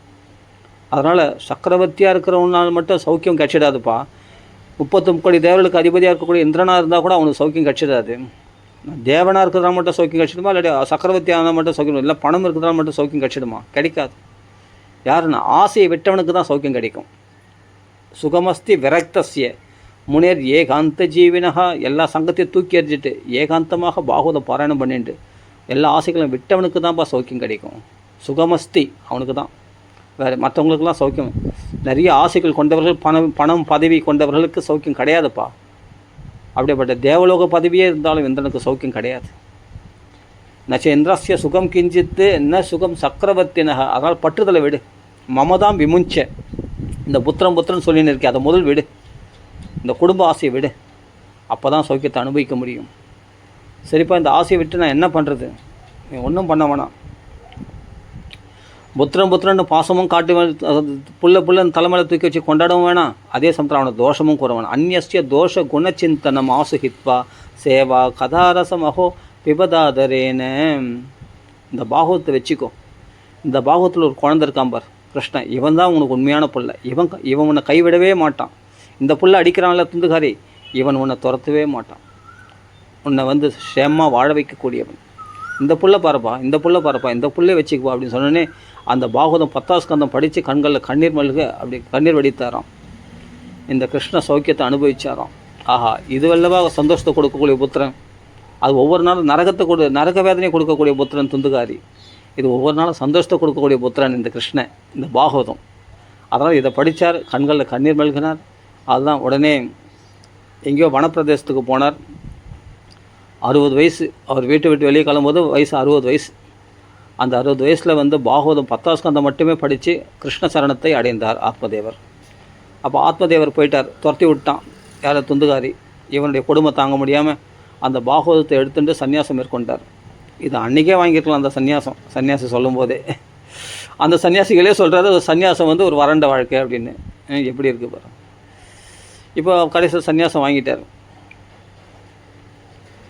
அதுக்கு பிறகு அம்மாவை இம்சை பண்ணுறான். கொல்லிக்கட்டி எடுத்துன்னு அம்மாவை மிரட்டுறானான். பணம் எங்கே வச்சுருக்க? அப்பா தான் போயிட்டார், எங்கேயாவது முடிச்சு போட்டு பணம் வச்சுருப்பேன், எடு பணத்தை எடு. இல்லைன்னு சொல்கிறான். இல்லைன்னா பணம் இப்போ கொடுக்கலன்னா உன்னை நெருப்புனாலே எரிச்சிடுவேன் அப்படின்னு பயமுத்துறான். டே இருந்தாலும் நான் தரமாட்டேனடா, நான் எங்கடா போவேன்? உங்கள் அப்பா தான் மாட்டியிருந்தார், உங்கள் அப்பாவையும் துரத்தி அடிச்சிட்டேன், இப்போ நான் மட்டும்தான் உங்களுக்கு மாட்டிக்கினேன், நான் எனக்கு நரக வேதனை கொடுக்குறியே, நான் எங்கடா போவேன், எங்களுக்கு பணம் இல்லைடா அப்படின்னு சொல்கிறா. அவன் அவஸ்தைப்பட்டு பார்த்தா இவன் கூட நரக வேதனை அனுபவிக்க முடியாதுன்னு சொல்லி நைட்டோட நைட்டாக கணத்தில் விழுந்து உயிரை விட்டுட்டான். யார்? துந்தலியானவள். அப்பாவும் போயிட்டான், அம்மாவும் போயிட்டான். அப்போது அபிமானமாக கூட அம்மா அப்பா கிடையாது யாருக்கு? கோகர்ணனுக்கு. அதனால் மாட்டினுடைய வயிற்றில் பிறந்தவர் தானே இவங்களாம், தோற்றம் தானே, மகாத்மாக்கள் தானே, ரிஷிகள் தானே இவங்களாம். உடனே ஒரு தீர்த்த யாத்திரையை கிளம்பிட்டார். இப்போ அப்பாவும் போயிட்டான், அம்மாவும் போயிட்டான், தம்பியும் போயிட்டான். இனிமேல் இவனுக்கு சுதந்திரமாகி போச்சு, இனிமேல் இந்த வீட்டை நாமளே ஆளலாம் அப்படின்னு சொல்லி 5 வேசிகளை வீட்டில் கொண்டு வந்து கும்மாலாம் அடிக்கிறான், அரட்டை அடிக்கிறான். எல்லா பிராமணர்களும் இந்த வீட்டை ஒதுக்கிட்டாங்க. அப்போ இவன் என்ன பண்ணுறான்? அந்த வேசிகள்லாம் பணம் கொடுத்தா தானே சேர்த்துப்பாங்க. இவன் பாட்டு கொள்ளடிச்சுன்னு பயங்கரமாக கொள்ளடிக்கிறான். அங்கே கை வச்சு இங்கே கை வச்சு கச்சல ராஜ அரண்மனையிலே கை வச்சிட்டான். ராஜமுத்திரைகள் பதிக்கப்பட்ட அந்த நகைகள்லாம் பார்த்து ஆச்சரியப்படுறாங்க அந்த வேசிகள். திருடுறவன் ஒரு நாள் அகப்பட்டுடுவான், ராஜாக்களை அகப்பட்டால் அவனை மட்டும் தண்டிக்க மாட்டாங்க, நம்மளையும் கழுவியில் ஏற்றிடுவாங்க, அதில் நம்மளையும் சாகடிச்சிடுவாங்க. அதனால் இவனை இரவோட இரவாக இவனை சமாத்தி பண்ணிடலாம் அப்படின்னு சொல்லிட்டு அந்த வேசிகள் 5 வேசிகள் என்ன பண்ணாங்க? இரவோட இரவாக அவன் வீட்லேயே அவனை வதம் பண்ணி அந்த பூமியில் புதைச்சிட்டாங்களாம். புதைச்சிட்டு கேட்குறவங்களுக்கு அந்த துந்துக்காரி எங்கேயோ தூரதேசத்துக்கு போயிருக்கான் பணம் சம்பாதிக்கிறதுக்கு அப்படின்னு சொல்லின்னு இருக்காங்களாம். அதுக்கு பிறகு இவர் என்ன பண்ணாங்க? ஏன் இங்கே இருந்தால் மக்கள் கேட்டுனே இருப்பாங்க அப்படின்னு சொல்லி எல்லா நகைகளையும் எல்லாம் மூட்டை கட்டிக்கின்னு ஊரை பார்க்க போயிட்டாங்க. இப்போ அந்த வீடு அனாதையாக இருக்குது, யாருமே இல்லை. இவன் அகால மரணம் அடைஞ்சான் இல்லையா, கொலை செய்து தானே இவனை வதம் பண்ணாங்க. இவன் இயற்கை மரணம் அடையலையே, அதனால் பேயாக அலையிறான், பிரேத சரீரமாக அலையிறான், ஆவியாக அலையிறான். யார்? இந்த துந்துக்காரி. நெருப்பு போட்டு சம்ஸ்காரம் பண்ணுறதுக்கு ஆள் இல்லை. அப்போ தீர்த்த யாத்திரையாக போன கோகர்ணனானவன் அங்கே அயாசத்திரத்தில் போயிருக்கும்போது அங்கே சில பேர் இந்த துங்கபத்ரா நதிக்கரையிலேருந்து சில பேர் வந்தாங்க. அங்கே அவர்கள் பார்த்து, கர்நாடகாவில் நடந்த விஷயம் இது. அவர்கள் பார்த்து கேப்பா, உங்கள் அம்மாவே இறந்துட்டா, துந்துகாரியும் வேசிகளால் கொல்லப்பட்டான் என்று கேள்விப்பட்டு வருத்தப்பட்டார் கோகர்ணன். சரி, அதனால் அது கயாசத்திரத்தில் வந்திருக்கும். கயாசத்திரத்தில் பிண்டம் போட்டால் சாக்ஷாத் பகவானே பித்ருரூபத்திலேருந்து அந்த பிண்டத்தை ஏற்றுக்கிறாராம், அந்த சாத்தத்தை அங்கீகரிக்கிறாராம், அந்த ஜீவன் நற்கதி அடைகிறதாம். அதனால் கயாசத்திரத்தில் பிண்டம் போட்ட உடனே சரி நல்ல கதி அடைஞ்சிருப்பான் அப்படின்னு நம்பிட்டு அவர் வரார். சரி ஊரை பார்க்க போகலாம், நம்ம வீடு எப்படி இருக்குது அப்படின்ட்டு பார்க்க போகலான்னு சொல்லிட்டு கோகர்ணன் இங்கே வரார், வீட்டுக்கு வரார். வீட்டுக்கு பார்த்தா ஒரே ஒட்டடை படிஞ்சிருக்கு, யாருமே இல்லை. அப்போ அந்த ஒட்டடையெல்லாம் துடைச்சிட்டு அந்த திண்ணை மேலே உள்ளே போய் அப்புறமா நாளைக்கு க்ளீன் பண்ணிக்கலாம், நைட்டோட நைட்டாக வந்தார், ரொம்ப டயர்டாக வந்திருக்கார். உடனே அந்த திண்ணை மட்டும் துடைச்சிட்டு அங்கே படுத்துனுக்கார். படுத்துருக்கும்போது பார்த்தா ஒரு ரூபம் யானை மாதிரி காண்பிக்கிறது, சிங்கம் மாதிரி காண்பிக்கிறது, குதிரை மாதிரி காண்பிக்கிறது, பல ரூபங்களில் பேய் மாதிரி, தேவன் போல் பல ரூபங்களை தனக்கு முன்னாடி கண்ணை தந்து பார்த்தா பல ரூபங்களை காண்பிக்கிறது. யார் இது யார் இது ஏதோ ஒரு ஜீவன் நம்ம பல ரூபங்களை காண்பிக்கிறது, யார் இதுன்னு பார்க்குறாரு. உடனே காயத்ரி இருக்கிறவங்க எதுக்கு பயப்பட மாட்டாங்க. உடனே தன்னுடைய அந்த கமண்டலூர் தீர்த்தத்தில் அப்படி புரோக்ஷனம் பண்ணார். புரோக்ஷனம் பண்ணவுடனே அவனுக்கு கொஞ்சம் பாவம் போயிடுச்சு. அப்போ தான் அதுக்கு பேச்சு வந்துதான், அந்த ஆவிக்கு, அந்த துந்துகாரிக்கு பேச்சு நான் தான் உன்னுடைய அண்ணா துந்துகாரி, வேசிகளால் கொல்லப்பட்டேன், மகா பாதகங்களை செய்தவன். அப்போ உனக்கு கயாசத்தத்தில் பிண்டம் போட்டேனே, நீ கரையறலையா இன்னும் அப்படின்னு. நான் கரையறலையே, என்னை பார்த்தாவே தெரியலையா? நீ ஒரு கயாசம் 100 கயாசத்தில் பிண்டம் போட்டாலும் நான் கரையேற மாட்டேன், அவ்வளோ பாபங்கள் பண்ணியிருக்கேன். அதை விட வேறு ஏதாவது உபாயம் இருந்தால் நீங்கள் அந்த உபாயத்தை தான் நீ, அதை விட வேறு ஏதாவது உயர்ந்த உபாயம் இருந்தால் அந்த உபாயத்தை நீ கண்டுபிடிக்கணும், அந்த உபாயத்தினால்தான் நான் கரையேற முடியும் அப்படின்ற. அப்போ உயிரோடு இருந்தால் பரவாயில்ல, செத்துட்டவங்களுக்கு பிண்டம் தான் போடணும், சாத்தம் தான் பண்ணணும். அதுலேயும் கரையேறலன்னு சொன்னால், அதுவும் கயாசத்திர பிண்டம் ரொம்ப விசேஷம், அதுலேயும் நீ கரையேறலன்னு சொன்னால் எனக்கு வேறு வழி தெரியலப்பா. ஆனால் எனக்கு தெரிஞ்சது இவ்வளோ தான், நீ காலைல வரைக்கும் பொறுத்துக்கோ அப்படின்னு சொல்லி மறுநாள் காலையில் சாஸ்திரிகள்லாம் பெரிய பெரிய பண்டிதர்கள்லாம் போய் கேட்குறார் மகான்களத்திலலாம். வேறு என்ன வேணும்? எல்லாமே தான் சொல்கிறாங்க. வேதங்களில் சாஸ்திரங்களில் விதிக்கப்பட்டது உயிரோடு இருந்தால் அவன் ஏதாவது பரிகாரம் பண்ணிக்கலாம், வேறு ஏதாவது ஒன்று வேதத்தில் விதித்த சடங்கு ஏதாவது பண்ணிக்கலாம், இந்த ஜென்மா கரையறதுக்கு, பாவங்களை போக்கிறதுக்கு பல நிறைய கிரியானுஷ்டானங்கள் இருக்குது. ஆனால் இவன் செத்துட்டவனுக்கு என்ன வழின்னா ஒரே வழி தான், சாத்தம் பண்ணுறது தான். பிண்டதானம் பண்ணுறது தான். அப்படி அதுலேயும் கரையேறலன்னு சொன்னால், அதுவும் கயாசத்திர பிண்டத்துலேயே கரையேறலன்னு சொன்னால், எங்களுக்கு தெரிஞ்சது இவ்வளோதான்ப்பா, ஆனால் நீ எதுக்கும் சூரியன் பகவானை உபாசித்து சூரிய பகவான்களை கேளு அப்படின்னு சொன்ன உடனே, நம்ம லோகத்திலோட சூரிய லோகத்திலலாம் அநேக சாஸ்திரங்கள் இருக்கதான். உடனே தன்னுடைய யோக சக்தியினால் சூரியனே ஸ்தம்பனம் பண்ணிட்டாரான் கோகர்ணன். அவன் நமோ ஜகத் சாட்சின்னு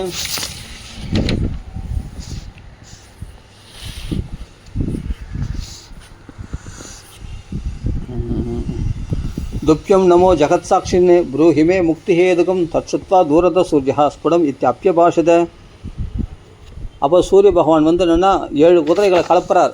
ரதம் கிளம்புறது கரெக்டாக ஒரு டைமுக்கு போய் ஆகணும். சூரிய பகவான் காலையில் கரெக்டாக 6 மணிக்கு உதயமாகி ஆகணும். அப்படி உதயமாகும்போது சூரியன் குதிரை வந்து காலை தூக்கி அப்படி பறக்குது. ஆனால் முன்னாடி போக முடியல.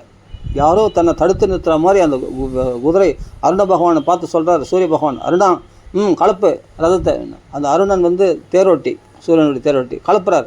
ஆனால் அந்த 7 குதிரைகளும் போகாமல் தடுக்க அப்படியே குதிக்குது, கணைக்குது. ஆனால் முன்னாடி போக முடியல. என்ன விஷயம் நடக்குது, ஏன் இப்படி நம்ம தடைப்படுது நம்ம ரதம் அப்படின்னு கரெக்டாக போய் ஆகணுமே. சூரிய பகவான் கரெக்டாக தன் வேலையை செய்யக்கூடியவர், போய் ஆகணுமே அப்படின்னு சொன்னோடனே உடனே பார்த்தா யார் நம்மளை தடுக்கிறான்ட்டு கீழே பார்த்தா, அப்போது சூரிய பகவானை சூரிய நமஸ்காரத்தினால உபாசிக்கிறார். யார்? கோகர்ணன், மகாபிராமணன், அப்படியேப்பட்ட பிரம்ம தேஜஸ் மிகுந்த பிராமணன், பிரம்ம ரிஷியாக திகழக்கூடிய கோகர்ணன் தன் யோக சக்தியினால் சூரியனே ஸ்தம்பிக்க செய்துட்டாராம்.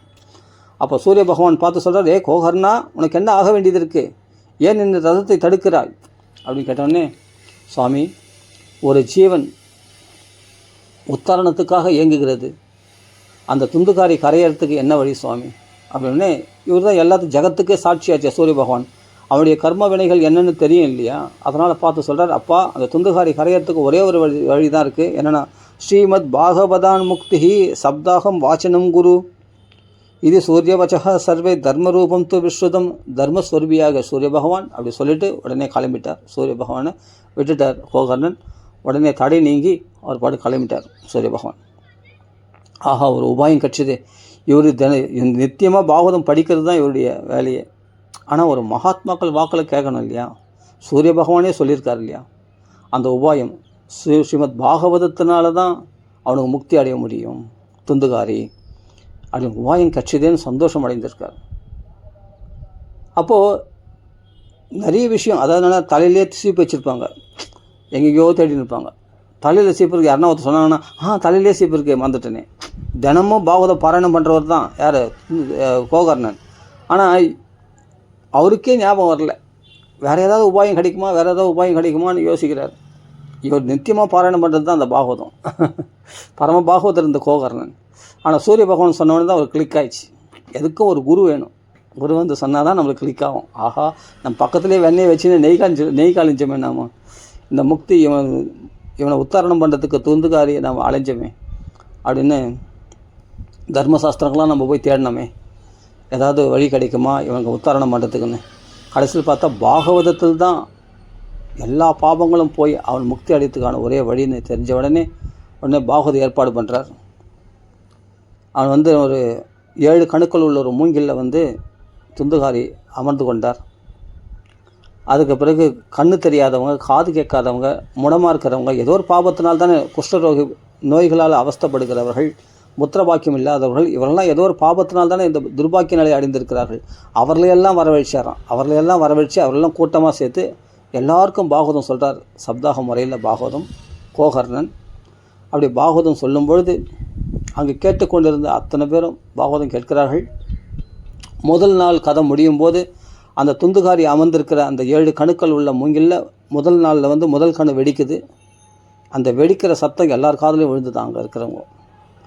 2ஆவது நாள் கதை முடியும் போது 2ஆவது கணு வெடிக்கிறது. இப்படி 7 நாள் முடிஞ்ச பிறகு திவ்ய ரூபதரோஜாதஸ் துளசிதாம மண்டிதா பீதவாச கணஸ்யாமோ முகுடி குண்டலான்விதா. அப்படி தெய்வீகமான ரூபம் எடுத்தவனாக, பத்தியா ரூபமே இல்லாமல் ஆவியாக இருந்தவன் இப்போ எப்படின்னா வைகுண்ட கோலத்தில் காட்சியளிக்கிறான. மஞ்சள் பட்டாடை அணிந்தவனாக, துளசி மாலை அணிந்தவனாக, கிரீட குண்டலங்கள் அணிந்தவனாக, தெய்வீக புருஷனாக அங்கே தோற்றம் அளிக்கின்றானாம் துந்துகாரி. ஆச்சரியப்பட்டு விட்டார். பீதவாசா கணஷ்யாமகா முகுடி குண்டலான்விதா நனாம பிராதரம் சத்திய கோகர்ணம் விதி சாப்பிரவித்து. அப்போ தான் பார்த்தார், அப்பா கோகர்ணா, என் ஜென்ம கரையறுத்துட்டு நான் இந்த பிரேத பாதை நீங்கன்னா போதும்னு சொல்லிட்டு நான் உங்களை பிரார்த்தனை பண்ணேன். எனக்கு ஜென்ம பாதையே இனிமேல் இல்லாதபடி, மறுபிறப்பு இல்லாதபடி என்னை பண்ணிட்டியப்பா. உன்னுடைய கிருபை நான் என்னன்னு சொல்கிறது? நான் நீ தான் எனக்கு குருநாதன், என் தம்பியாக இருந்தாலும் நீ தான் எனக்கு குருநாதன் அப்படின்ட்டு கோகரனை போய் கைகூப்பி வணங்கி பிரார்த்தனை பண்ணுறார். தொயாகம் மோச்சிதோ பந்து கிருபையா பிரேத கஷ்மலாத்து, இந்த பிரேத பாதையை நீக்கினியே, பிரேத கஷ்மலாத்து தன்யா பாகவதி வார்த்தா பிரேத பீடா வினாஷினி. இந்த அதாவது யாராவது நெருப்பு போட்டு சம்ஸ்காரம் பண்ணாமல் இருந்திருக்கலாம், அதுபோல் யாராவது அந்த பேயா பிசாசை அலைஞ்சு நிற்கலாம்.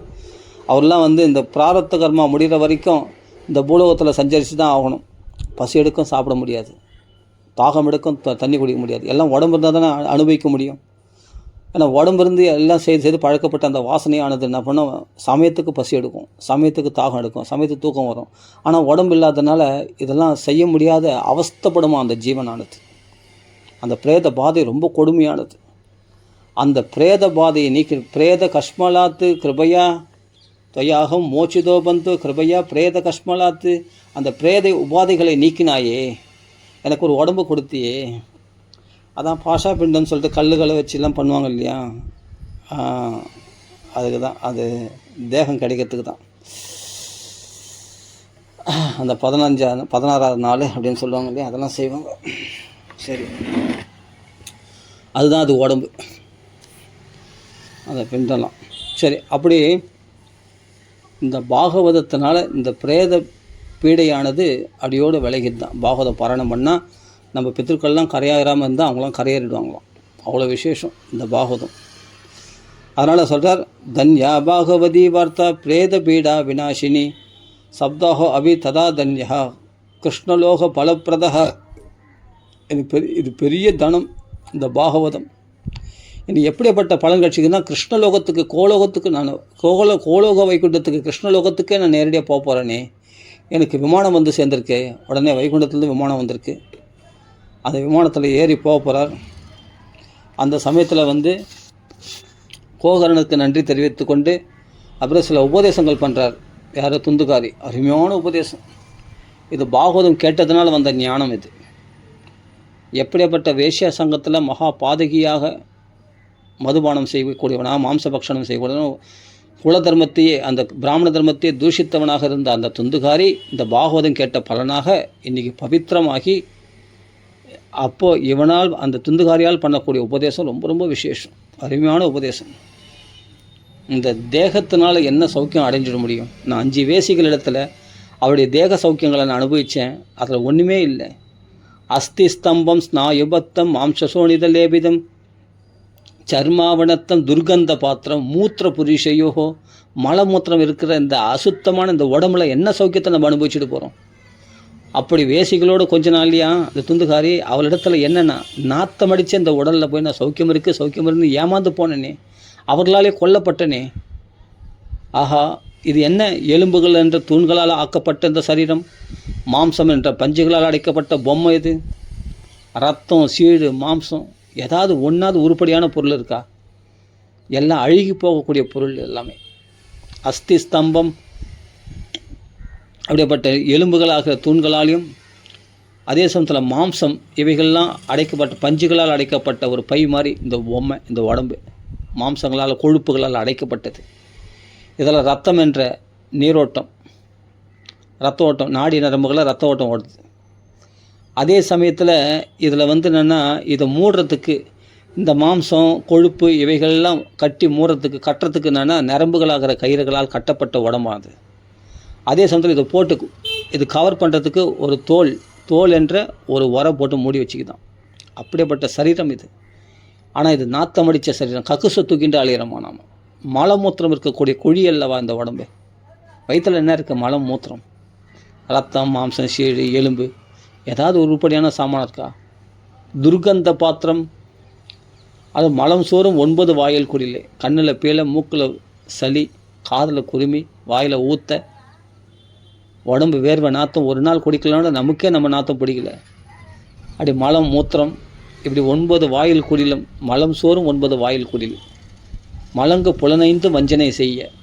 இந்த 5 புலன்கள் நம்மளை ஏமாத்தின்றே இருக்குது. ஆத்மலாபத்தை தேடிக்கொள்ள முடியாதபடி பௌதிக லாபத்தையே தேடி தேடி ஓடும்படி இந்த 5 புலன்கள் நம்மளை ஏமாத்தின்னு இருக்குது. அப்படிப்பட்ட இந்த சரீரத்தில் நாம் எப்படி வஞ்சிக்கப்படுகிறோம் தெரியுமா? அப்படிப்பட்ட இந்த சரீரத்து மட்டும் இல்லை, நம்ம தேகமே நம்மளுக்கு ஏமாத்துது. இந்த தேகம் சகும் போதலன்ட்டு மற்ற தேகங்கள் மேலே ஆசைப்படுறோம். பெண்களிடத்தில் ஆண் ஆசைப்படுறான், ஆண்களிடத்தில் பெண் ஆசைப்படுறான். அந்த தேகத்தில், இந்த மலைக்குழியில், இந்த அசுத்தமான தேகத்தில் என்ன சௌக்கியத்தை அனுபவிச்சிட முடியும் அப்படின்னு இங்கே சொல்கிறார். யார்? துந்துகாரி. அருமையான உபதேசம். அஸ்தி ஸ்தம்பம் ஸ்நாயுபத்தம் மாம்சசோனிதலேபிதம் சர்மாவனத்தம் துர்கந்த பாத்திரம். நாத்தமடிக்கக்கூடிய சரீரம் இது. துர்கந்த பாத்திரம். மூத்திர புருஷயோகோ. அப்படியே கட்டி கட்டி காப்பாற்றினாலும் ஒரு நாள் வயோதிகம் வந்தது. என்ன தான் டை அடித்தாலும் தோல்லாம் சுருங்கி போகுது, கண் இருண்டு போயிடுது, காது மந்தமாகிடுது, நாக்கு குழல்றது, சாப்பாடு அல்பாகார அல்பசேஷிதா. எழுந்து மந்தி எனும்படி குந்தி நடந்து உட்காந்து நடக்கிறான் வயசான காலத்தில். இவ்வளோ கட்டி காப்பாற்றினே இந்த உடம்பு நிரந்தரமாக இருக்குது. ஒரு நாள் இந்த உடம்பு ஏமாத்திடுது. மலமூத்திரம் தன்னாலே போயின்னு இருக்குது. அதை தடுக்க கூட முடியல அவனால். வயசான காலத்தில் மலமூத்திரம் தன்னாலே போயிடுது. அவனை எல்லாம் திட்டுறாங்க, அவமானப்படுத்துகிறாங்க. பெரிய மனுஷனாக இருக்கே, அப்படியே அங்கங்கே மலமூத்திரம் போயிடுறேன்னு. எப்பா என்னால் முடியலப்பா, எழுந்துக்க முடியல.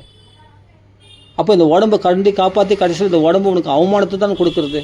உன்னால் முடியாத நிலையில் எவ்வளோ அவஸ்தையை உண்டாக்குது. உட்காந்தா எழுந்துக்க முடியல, எழுந்தால் உட்கார முடியல. தலை வலிக்குதுன்னா தலையை கழட்டி வச்சுட்டு போக முடியாது.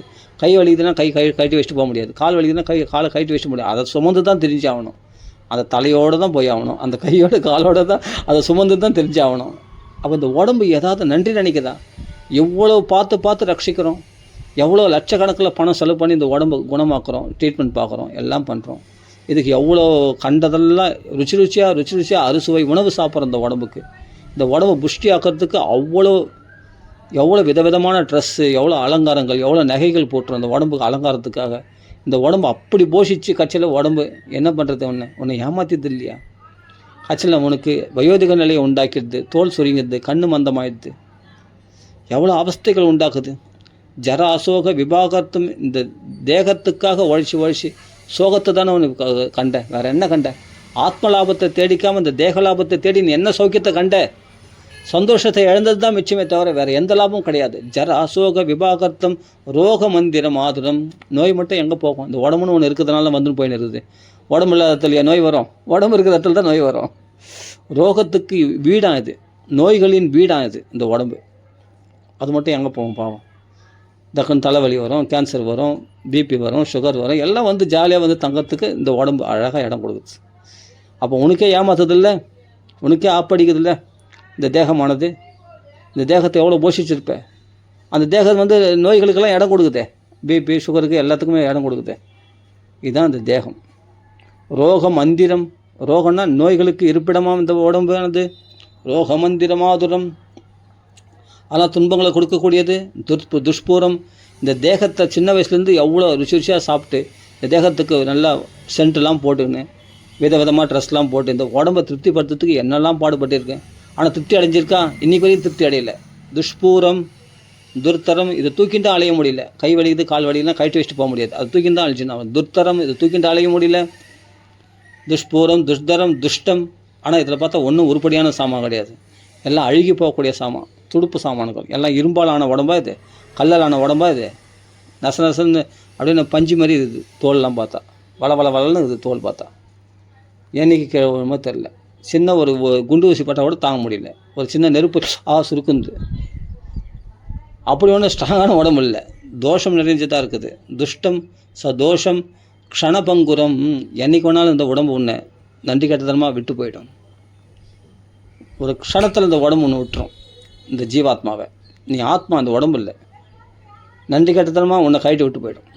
ஏன்னா அது பஞ்சபூதங்களுக்கு சொந்தமானது. ஏன்னா உனக்கு சொந்தமானது இல்லை. ஆமாம், இந்த உடம்பை பஞ்சபூதங்களால் ஆன சரீரம்தான். இந்த மாம்சம்லாம் இருக்கே, இதெல்லாம் வந்து மண்ணால் ஆனது.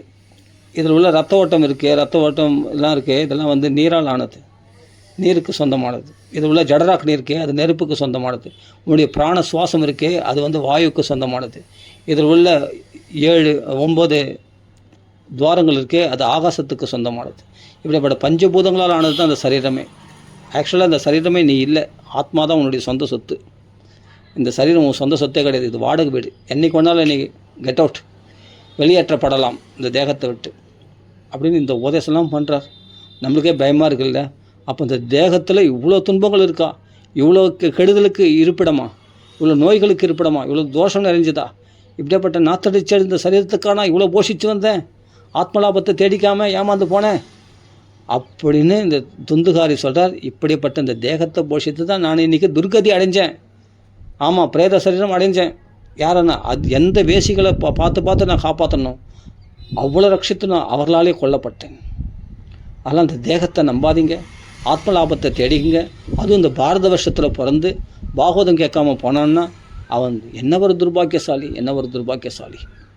ஆனால் பாகவதத்தை கேட்கணும் அப்படின்னு சொல்கிறார். கிம் மோகதோ ரக்ஷிதேன சுபுஷ்டேன பலியசா. இந்த தேகத்து மேலே என்ன அவ்வளோ மோகம், இதை புஷ்டியாக வச்சுக்கிறதுனால என்ன லாபம் சொல்லு பார்க்கலாம், இளமையாக வச்சுக்கிறதுனால என்ன லாபம். அத்ருவேன சரீரேன சுகசாஸ்திர கதாம் வினா. நிலையற்ற இந்த சரீரத்துக்குள் என்றைக்காவது இந்த உடம்பு விட்டு போகும். அந்த உடம்பு விட்டு போகிறதுக்குள்ளே இந்த சுகசாஸ்திரத்தை கேட்டு நம்ம ஜென்மாவை கரையேற்றிக்க வேண்டாமா, பாகவதம் கேட்டு நல்ல கதி அடைய வேண்டாமா. தேகம் என்றைக்குனாலும் போயிடும். அத்ருவேன நிலையற்றது இந்த தேகம். ஆனால் நிலையான பாகவத்தை ஆத்மலாபத்தை தேடிக்கலாமே. அதுதான் பிரகலாதம் சொல்கிறார். அத்ருவேன அதுதான் சொல்கிறார். துர்லபம் மானுஷ ஜென்மம் ததவி அத்ருவம் அர்த்ததம்.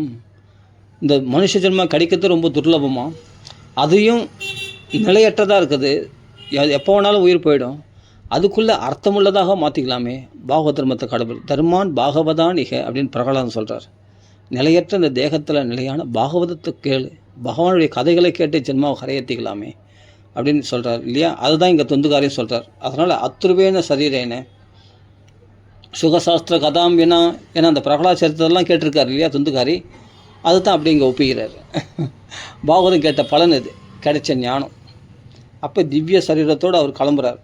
அப்போ சொல்கிறார், யத்பாத சம்ஸ்கிருதம் சாண்ணம் சாயந்தஸ்ச வினஷ்யதி ததிக ரசசம்புஷ்டே காயே கா நாம நித்தியதாக. சோத்தாள் அடித்த சுவர் தான் அந்த உடம்பு, சோத்தாள் அடித்த சுவர் தான் அன்னமய சரீரம். அந்த சோரே காலையில் வெடிச்சன்னம் மாலையில் ஊசி போகுது. அந்த சோத்தால் வளர்ந்த அந்த உடம்பு மட்டும் எப்படி நித்தியமாக இருக்கும். இதுவும் இந்த உடம்பு ஒரு நாள் அழுகி போக வேண்டியது தான், தோல்லாம் சுருகி போக வேண்டியது தானே, அழுகி போக வேண்டியது தானே. இந்த உள்ளே இருக்கிற பார்ட்ஸ்லாம் வேலை செய்யாமல் ஜீரண சக்தி இல்லாமல் அவஸ்தைப்பட கபம் சம்ரத்த நாடிகா, கபம் வித்தம் வாதம் ஸ்லேஷ்மம் இவைகள்லாம் உண்டாகி தொண்டை கற்கரை உண்டாகி சாப்பாடு பிடிக்காமல் சாப்பிட்றதெல்லாம் வாந்தி எடுத்துக்கின்னு மலமூத்திரத்தை விசர்ஜனம் பண்ணுறது கூட தடுக்க முடியாமல் அப்படி தன் நிலை இழந்து ஒரு நாள் சாக வேண்டியது தானே இந்த தேகம். அப்போது அழுகி போகக்கூடிய உணவுகளை சாப்பிட்டு இந்த தேகம் மட்டும் இப்படி அழுகாமல் இருக்கும், நித்தியமாக இருக்கும். கா நித்தியதா அப்படின்னு சொல்லி அந்த சோத்தினுடைய அந்த அழுகி போகக்கூடிய உணவுகளால் அந்த சாரங்களால் புஷ்டி அடைந்த அந்த தேகமானது ஒரு நாள் அழுகி தான் போய் ஆகணும். புத்புதா இவ தோயேஷு மஷகா இவ சந்துஷு ஜாயந்தே மரணாய இவ கதா ஸ்ரவண வர்ஜிதா. யார் பாகவத கதையை கேட்காமல் இருக்கிறாளோ அவர்களுடைய வாழ்க்கை எப்படி இருக்குன்னா, ஒரு நுரை இப்போது நீர்க்குமிழி போல் அவருடைய வாழ்க்கை. அந்த நீர்க்குமிழி தோன்றி பட்டுன்னு உடஞ்சி போச்சு, எப்போ வேணாலும் அந்த தேகம் விட்டுடுவான். அந்த நீர்க்குமிழி தோன்றதுக்கு ஒரு அர்த்தம் இருக்கா? அது மாதிரி இவன் எதுக்காக பிறந்தானா, சாகிறதுக்குன்னே பிறந்தானா. பாகவதம் கேட்காத இருக்கிறவன் வாழ்க்கை எதுக்காக பிறந்திருக்கானா, அவன் சாகிறதுக்குன்னே பிறந்தான். மரணாய இவ ஜாயந்தே மரணாய இவ.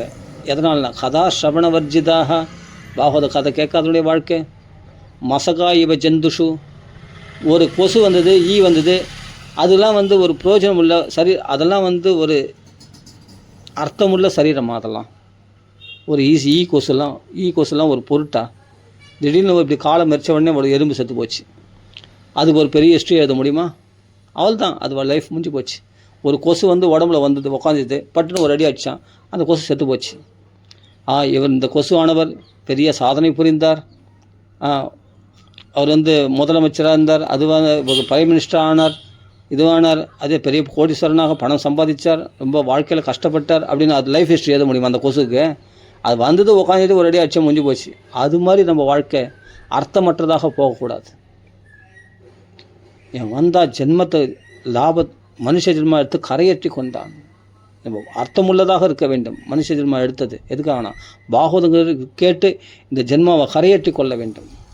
அப்படி அர்த்தமற்ற ஒரு கொசுனுடைய வாழ்க்கை மாதிரி போயிடக்கூடாது நம்ம வாழ்க்கை அப்படின்னு நீங்கள் சொல்கிறார். புத்புதா இவ தோயேஷு, நீர்க்குமிழி போல் நம்ம வாழ்க்கை போயிடக்கூடாதான். மசகா இவ ஜந்துஷு, கொசு போல் நம்ம வாழ்க்கை வீணாக போயிடக்கூடாதான்.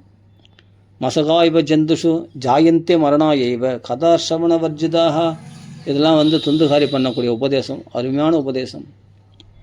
அது பிறகு விஷ்ணு தூத்திரத்தில் பார்த்து கோகர்ணன் கேட்குறார், ஏன் இவ்வளோ பேர் கதை கேட்டாங்க, அத்தனை பேருக்கு விமானம் வரல, இந்த துந்துகாரிக்கு மட்டும் விமானம் வந்ததே, காரணம் என்ன அப்படின்னு சொன்னேன். விஷ்ணு தூதர்கள் சொல்கிறாங்க பதில், அவ ஸ்ரவணஸ்ய விபேதேன பலபேதோ அத்திர சம்ஸ்திதா ஸ்ரவணம் து கிருதம் சர்வே இன்ன ததா மனனம் கிருதம்.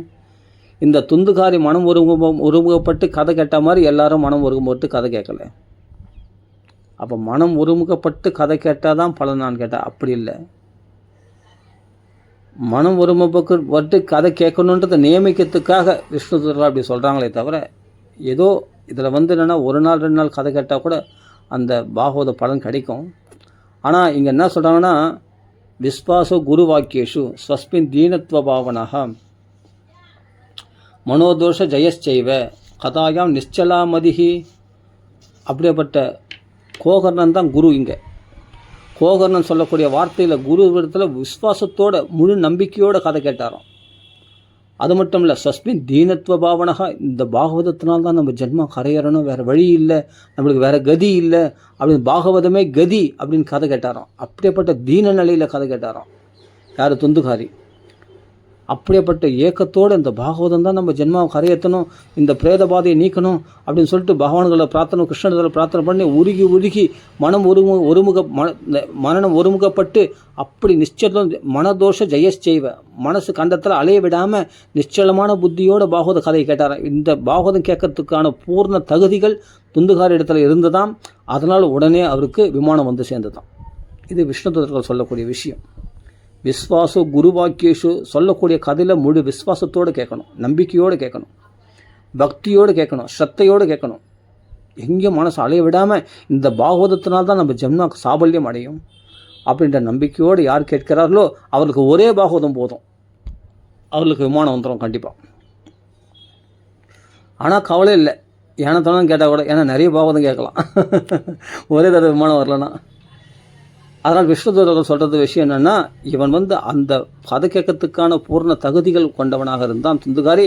அதனால் விமானம் வந்துடுச்சு. அதனால் கவலைப்படாத கோகர்ணா, மறுபடியும் அடுத்த வருஷம் நீ பாகவதம் ஏற்பாடு பண்ணு, எல்லாரும் கதை கேட்கட்டும், இப்படிப்பட்ட மனம் ஒருமுகப்பட்டு பாகவத கதை கேட்கட்டும், நம்பிக்கையோடு கதை கேட்கட்டும், பக்தியோடு கேட்கட்டும், நிச்சயமாக எல்லாருக்கும் விமானங்கள் வரும் அப்படின்னு சொல்லி துந்துகாரி அழைச்சிட்டு போயிட்டாங்களாம் வைகுண்டத்துக்கு. அதுக்கு பிறகு இந்த கோகர்ணன் அடுத்த வருஷம் ஏற்பாடு பண்ணுறார் பாகவதம். அவ்வளோதான், எல்லாருக்கும் விமானம் வந்துடுச்சு. 7 நாள் பாகவதம் கேட்டு முடித்த உடனே எல்லாம் சத்தையோடு பாகவதம் கேட்டாங்க, நம்பிக்கையோடு கேட்டாங்க, பக்தியோடு கேட்டாங்க பாகவதம். உடனே எல்லாருக்கும் விமானங்கள் சேர்ந்து விட்டது.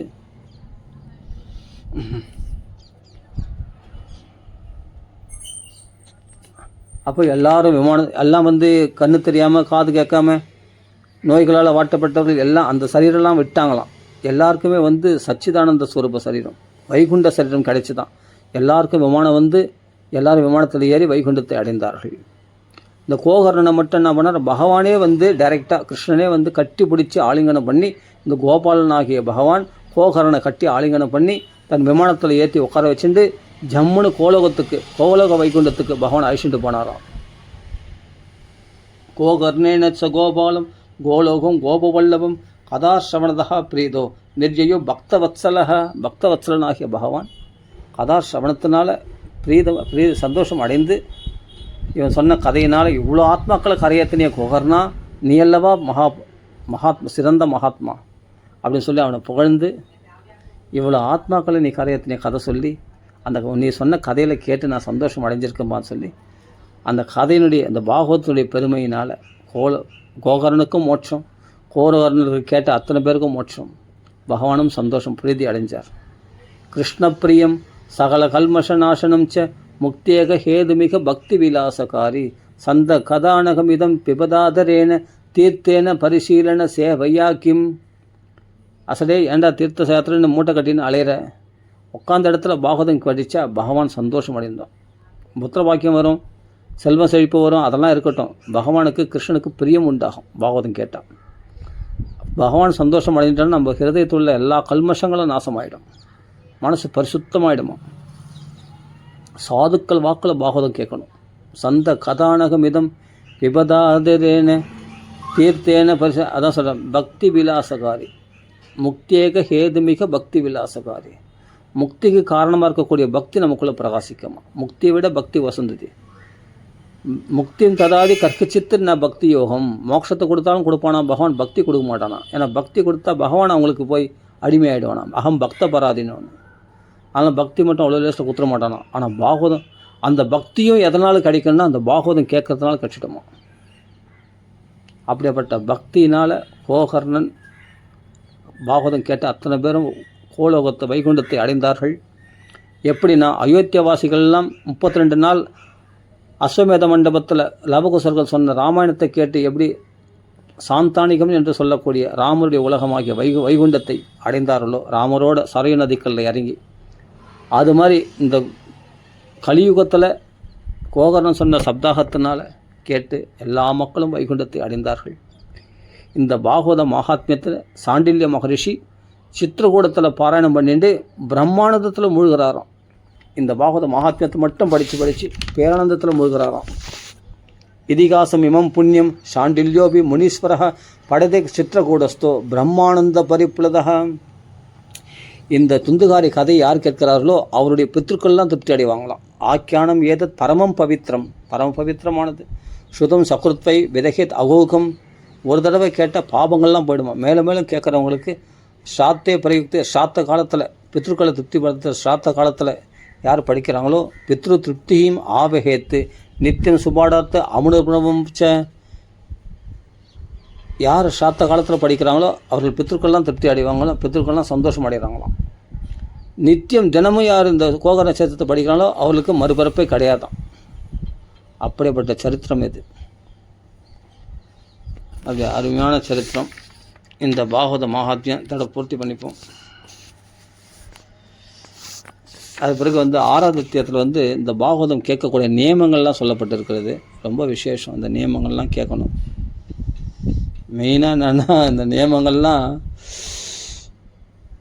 7 நாள் பட்னியாக இருந்து பாகவத பாராயணம் பண்ண முடிஞ்சால் படிக்கலாம். இல்லை பட்னியாக இருந்து கேட்கணுமா, அதான் விசேஷமாக. இல்லை சாப்பிடாமல் பட்னியாக இருந்தால் எனக்கு மயக்கம் வர மாதிரி இருக்குன்னா ஒரு வேளை மட்டும் சாப்பிட்லாம். அதுவும் கதை முடிஞ்ச பிறகு, பாராயணம் முடிஞ்ச பிறகு. இல்லை என்னால் அப்படிலாம் அது கேட்க முடியாது அப்படின்னா 2 வேளை சரி 3 வேளையும் நல்லா சாப்பிட்டே கேட்கலாம் அப்படின்றாரு. ஆக மொத்தம் என்ன, சாப்பாடு நிறைய சாப்பிட்டா கதை கேட்க முடியாது, இப்படி உட்கார முடியாது, உடம்பு பெரட்டலான்னு தோணும். அதனால் முதுகு செவரை தூக்கி செவரை நோக்கி ஓடும். எங்கன்னா சாஞ்சிக்கலாமான்ட்டு டக்குன்னு அப்படியே தூக்கம் வந்துடும். அதனால் கதை கேட்க முடியாது, கதை பாராயணம் பண்ண முடியாது, எதுவும் கதை சொல்ல முடியாது, கதை கேட்க முடியாது, எதுவும் பண்ண முடியாது. நிறைய சாப்பிட்டுட்டா ரொம்ப கஷ்டமாயிடும். அதனால் லகுவான ஆகாரம் கதை கேட்கறதுக்கு ரொம்ப வசதியாக இருக்கும். எவ்வளோக்கு சாப்பாடை குறைக்குமோ அவ்வளோக்கு கதையில் ரொம்ப சத்தம் உண்டாகும். நிறைய தண்ணி குடிக்கக்கூடாது. கண்டதெல்லாம் ஜூஸு பழச்சாறு அது இதுன்னு எல்லாம் குடிச்சுன்னு தான் வச்சுக்க. அடிக்கடி யூரின் பாஸ் எழுந்து போனால் எப்போ பாராயணம் பண்ணி முடிக்கிறது. கதை கேட்க சொல்லும்போது அடிக்கடி மலமூத்திர விசர்ஜனம் பண்ணுறதுக்கு எழுந்து போக வந்துடும். அதனால் லகுவான ஆகாரம் வேணும்.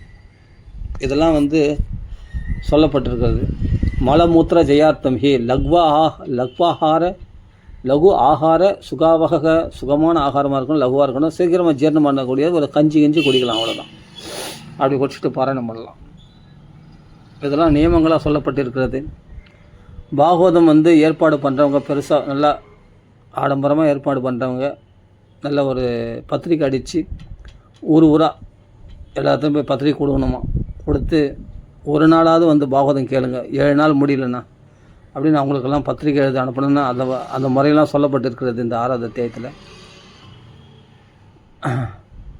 பழங்களை மட்டும்தான் சாப்பிட்ணுமா, இல்லை பால் பழம் சாப்பிட்லாம், அவ்வளோதான். அதனால் விருந்து சாப்பிட்ணுன்னா நல்லா பாராயணம் பண்ணி முடிஞ்ச பிறகு சாப்பிட்ணுமா சாப்பாடு, அவ்வளோதான். எல்லோரும் பிராமணர்களுக்கெல்லாம் சாப்பாடு, அங்கே வந்தவங்களுக்கெல்லாம் இந்த பாகவத ஏற்பாடு பண்ணுறவங்க வந்தவங்களுக்கு சாப்பாடு போட்டு அவருக்கு கடைசியில் தான் சாப்பிட்ணும் அப்படின்னு தான் சொல்லியிருக்கிறது. இலையில் தான் சாப்பிடணும், தரையில் தான் படுக்கணுமா. இந்த 7 நாள் சப்தாக விதி முறைப்படி எச்சத்தட்டு சம்பந்தம் கூடாது. இந்த 7 நாள் பத்ராவல்யம்ச போஜனம் அப்படின்னு பதம் இருக்குது. பத்ராவல்யம்ச போஜனம்னா இலையில் தான் சாப்பிடணும். ஆமாம், எச்சத்தட்டு சம்பந்தம் கூடாது, தரையில் தான் படுக்கணும். பிரம்மச்சரியத்தை கண்டிப்பாக மனம் வாக்கு காயம் முக்கரணா பிரம்மச்சரியத்தை கடைப்பிடிக்கணும். சத்தியத்தை மட்டும்தான் பேசணும். அதுமாதிரி ராஜாக்களை நிந்திக்கூடாது, ஸ்திரீக்களை நிந்திக்கூடாது, மகான்களை நிந்திக்கூடாது, சாஸ்திரங்களை நிந்திக்கூடாது. இதெல்லாம் அதே சமயத்தில் யாரிடத்துலையும் துஷ்டரிடத்தில் பேச்சு வச்சுக்கூடாது, அனாவசியமான பேச்சு வச்சுக்கூடாது. இந்த 7 நாள் சப்தாக முறைப்படி பார்த்தா. ஆமாம், எதனா ஒன்று வார்த்தை கலரிடுவான், பௌதிகமாக அங்கங்கே அலையக்கூடாது. இந்த 7 நாள் முடிஞ்ச வரைக்கும் வீட்டிலே இருக்கிறத பார்க்கணும். தீக்ஷா நியமத்தோடு 7 நாள் சவரம் பண்ணிக்கூடாது. 7 நாள் முடிஞ்ச பிறகு அவபிரத ஸ்நானம் அப்புறமா தான் சவரம் பண்ணிக்கணும். அந்த தீக்ஷா நியமத்தோடு கடைப்பிடிக்கிறவங்கள சொல்கிறேன், இந்த பாகவதம் கேட்குறவங்க. அதே மாதிரி துஷ்டர்களோட சகவாசம் கொள்ளக்கூடாது. வீட்டில் தீட்டு ஏற்படுச்சுன்னா உடனே பாகவத்தை நிறுத்திடணும், பாகவத பாராயணம் பண்ணக்கூடாது. அதை நம்ம பார்த்து வீட்டில் கேட்டு தெரிஞ்சுக்கிட்டு தீட்டு இல்லாத சமயத்தில் நம்ம 7 நாள் சப்தாகம் ஏற்பாடு பண்ணணும், பாகவத பாராயணம் பண்ணணும். அதை புரிஞ்சிடணும். தினமும் வீட்டை நல்லா சுத்தமாக கழுவி கோலம்லாம் போட்டு நல்லா அலங்காரப்படுத்தணும், சுத்தபத்தமாக இருக்கணும். அதே சமயத்தில் முடிஞ்ச வரைக்கும் ஒரு வேளை சாப்பாடு தான் சாப்பிடணும். அதுவும் பாகவத கதை முடிஞ்ச பிறகு ஒரு வேளை சாப்பாடு சாப்பிடணும். அப்போ நாம சங்கீர்த்தனம் பண்ணணும். பிராமணர்கள் இந்த துவாதசாட்சரி வித்தை ஓம் நமோ பகவதே வாசுதேவ இது சொல்கிறதுக்கு அந்த இடத்துல சாநித்தியம் நிறைஞ்சிருக்கிறதுக்காக பிராமணர்களை ஜெபிக்கிறதுக்கு நியமிக்கணும் அப்படின்னு சொல்லப்பட்டிருக்கிறது. 12 பிராமணர்களை அவர்களுக்கு நல்லா வடை பாயசத்தோட சாப்பாடு போடணும். ஆமாம், அதே சமயத்தில் பாகவதம் கேட்க வரவங்களுக்கு வாசஸ்தானங்களை ஏற்பாடு பண்ணணும் அப்படின்லாம் சொல்லப்பட்டிருக்கு. ஒரு கல்யாணம் நடத்துகிற மாதிரி நடத்தணுமா.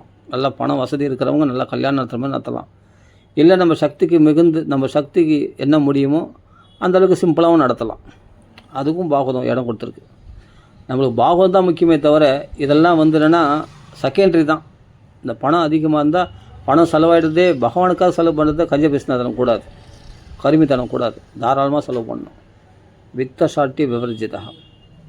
அதனால் தாராளமாக செலவு பண்ணணும். அதே சமயத்தில் கதை சொல்கிறவங்கள சுகாச்சாரியராக நினச்சி அவரை வழிபடணும்.